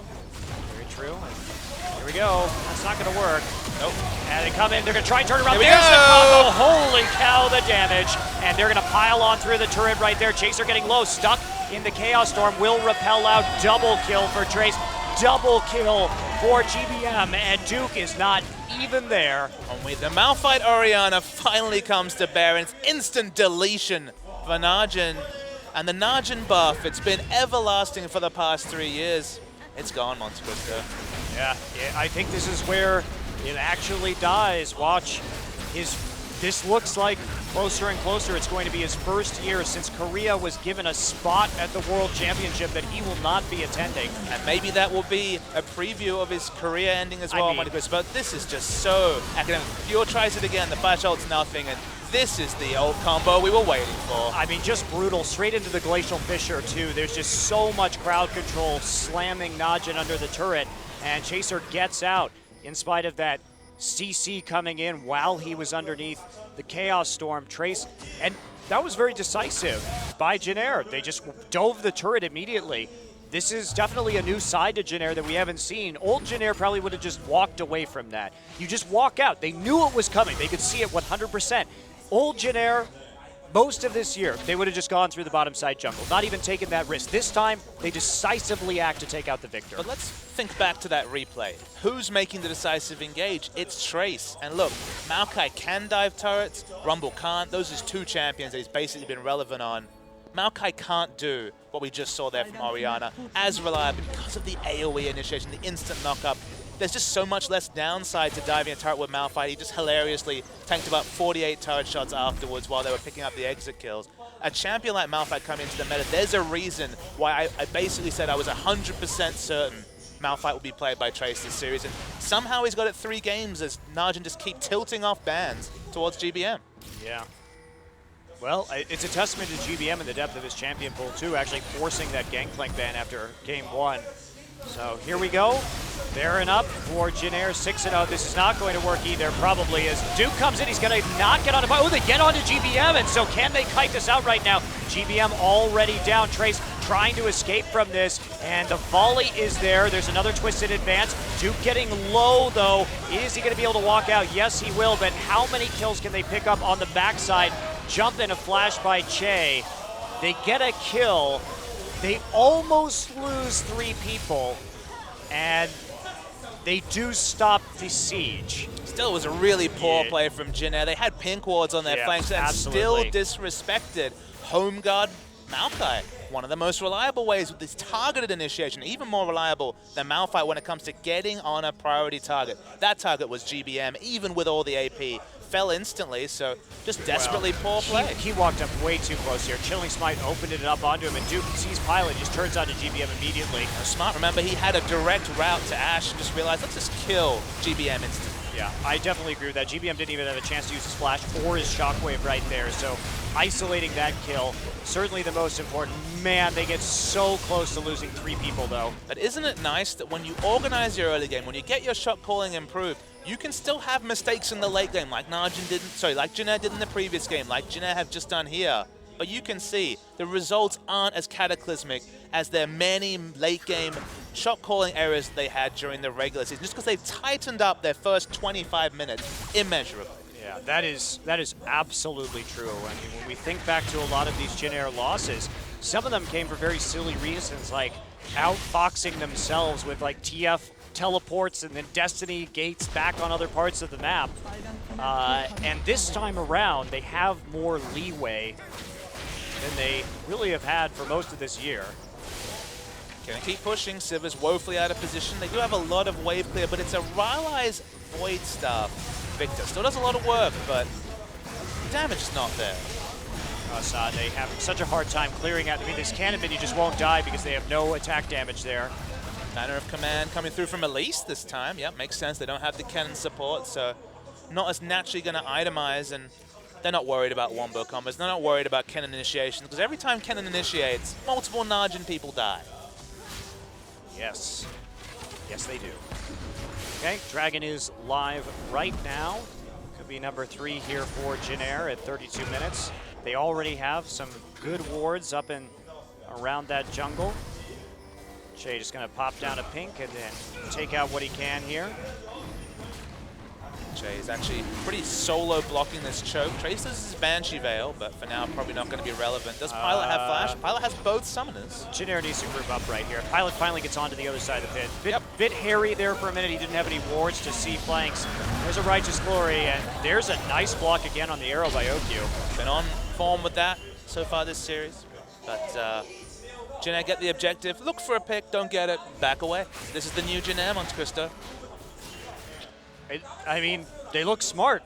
You look befuzzled. I am befuddled. This particular game is just not what I was expecting to see this evening. And at Jin Air's best, if we think about Jin Air at their best, they have been able to have good shot calling. They do play the run around the map and take objectives very defensively, and that's what I really liked about them. But there was just no consistency to that. And Papa, I don't think we can take from tonight that this is going to be what we're seeing from Jin Air, even moving forward throughout the rest of this gauntlet, because they need to show that they can play without Malphite, in particular, I think. And that will be a test, I believe, against CJ if they do indeed win this game, that they have such an advantage in at the moment. I mean, Malphite's an auto ban. You'd have to think, or a takeaway. Of course, Shy, another tank player that we just mentioned that Trace might be a straight upgrade on Shy, but Shy would obviously be able to play the Malphite just fine and would fit into his champion pool. So I do expect Malphite to be contested or banned just because suddenly, and with the only new variable really being the Malphite, suddenly they can initiate, suddenly they can make decisive plays under turret. You have a guy who can initiate with an AoE knock-up CC, uncleansable, and tank the turret for days. The go button is real with Malphite. And honestly, Malphite Orianna, that's the nth degree. Yeah. It does make the rest of this gauntlet, it makes you really wonder. The nice thing for Jin Air is they really haven't had to show anything. Nope. They get to show Malphite 3 games in a row. They showed GP, that's about it. You could have anticipated the Malphite pretty easily. You could have anticipated the Ashe for Pilot. The GP mid was a little bit of the wild card that they did reveal to any future opponents that they could have. But man, the ability, the crazy linking of the powdered kegs that he was able to put together, that might actually just force a ban based on one play. We don't have any other data, but that one match was Soaz level linking of his abilities, especially in lane. Didn't really have to do too much in team fights just because they were so ahead at the time, but even if they just get an auto ban out of that one performance, still a good thing for Jin Air, because this is a team where enemy teams would just ban 3 junglers and they'd be shut down completely during the regular season. This series, GBM's drawn plenty of lands, and finally other players are putting bans on the board. Suddenly Malphite, Gangplank, all looking like must-ban champions against Jin Air. Curious questions. Game's not over yet. Certainly Najin could take a very preferential team fight, but Jin Air, I think, is just going to be happy to play the game as Pilot laughs to himself and throws out a volley. Only hope is that Tank went for a super low damage build. He's been punished by the fact that this haven't really been able to contest objectives because Tank can't walk up and explode people like we expect from Victor in the past few months. So you give enough time when we finally see the Hex score finally upgraded, a death cap specifically coming into the build, maybe that will be a window back into the game, but the pressure loss for literally no gain just makes me wonder. Pilot now with the QSS too. Had it a while actually, it's about Yeah. 6-7 minutes. Oh, really? Yeah. That's a pretty important pickup, and they're just going to go for the Baron.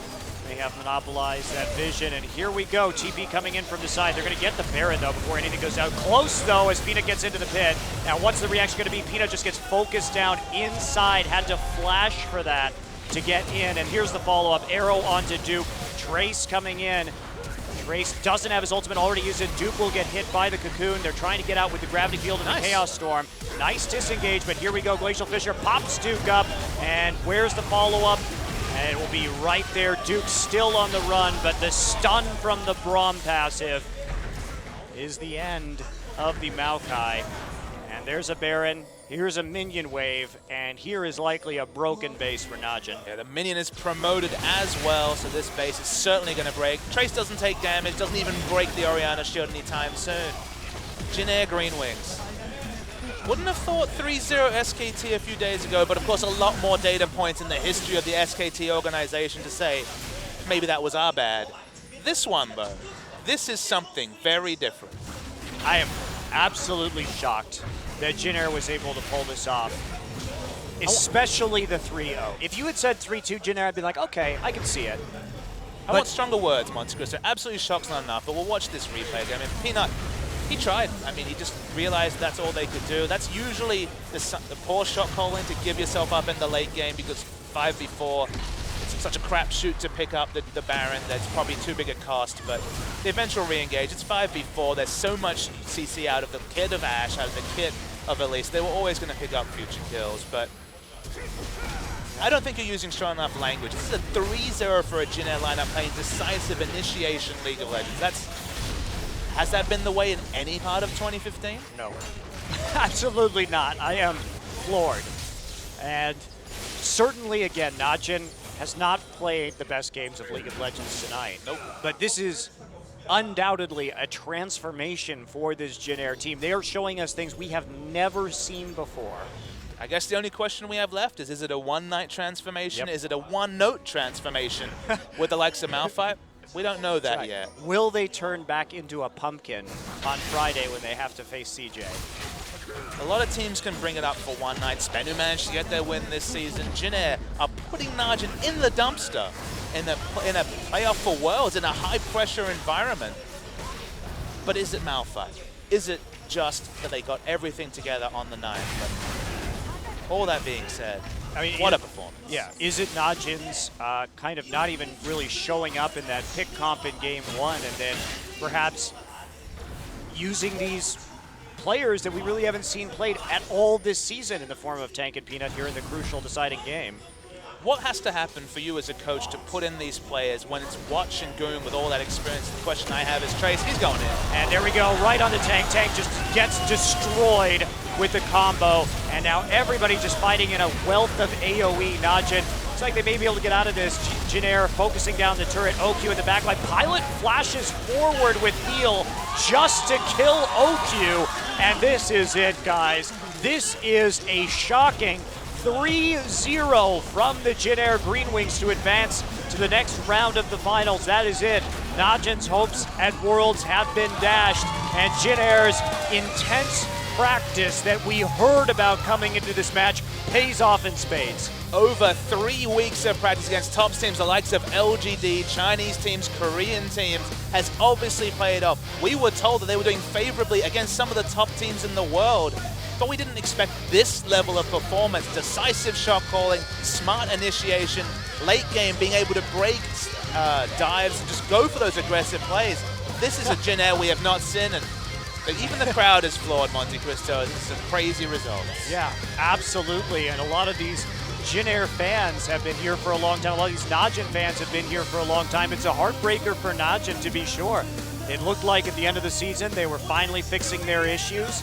I thought they beat KOO, and they fell to KOO, and now they have been absolutely destroyed by Jin Air. There's no other way to put it. I mean, what an incredibly one-sided series. I don't use a word like dumpstered lightly, but they had the initiation in game one. They couldn't do it. They couldn't use the initiative of the LeBlanc pick. And then they just got rocked. And what does it mean for them to bring in Peanut and Tank? You have to think that emotionally they were broken, because it certainly seemed to show whatever the lineup they fielded in game 2 and 3. See Pure on the end.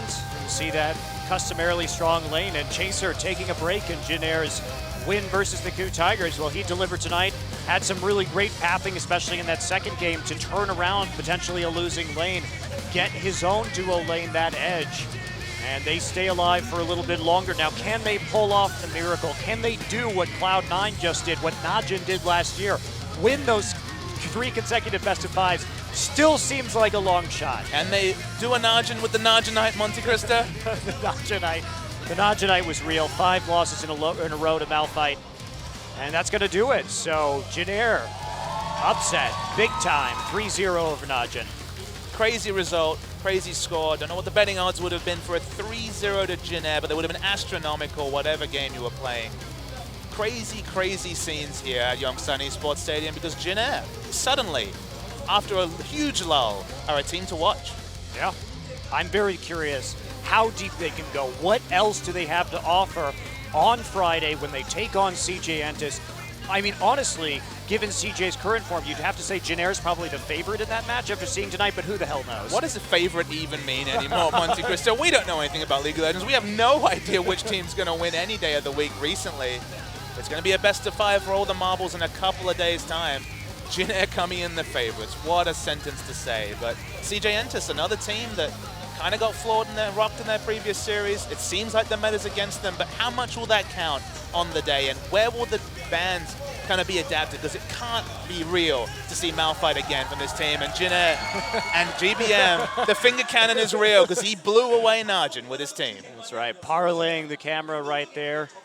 Great GP performance in that first game, leading to bans for the rest of the series. Well, what a surprise. Like I said, I'm just so curious, where does Jin Air go after this? Is this it? Is this all they've got? You have to think they have more. Will we actually see Trace maybe diversify into some carry top laners? That's a big question, because historically, I mean, we can take a look at the stats from this year. We can say, okay, this guy's a Maokai, he's a Rumble player, he plays these low econ champions. But Trace started as a top lane Rengar god. So his history has been on aggressive, laning top laners. It's only this season that things have changed. Absolutely. We'll have to wait and see, though. But they're looking good, Jin Air, for the first time in a while. That's right. Well, I'm very excited now. It really got a lot more interesting, this gauntlet, with that Jin Air victory as they look to take it. I know GBM, he always says to me when he comes out to me, I want to go play internationally. He wants it so badly. And it showed. Yeah, really, really did.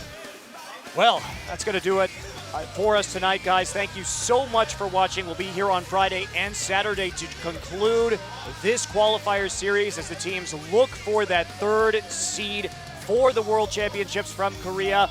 We will see you then.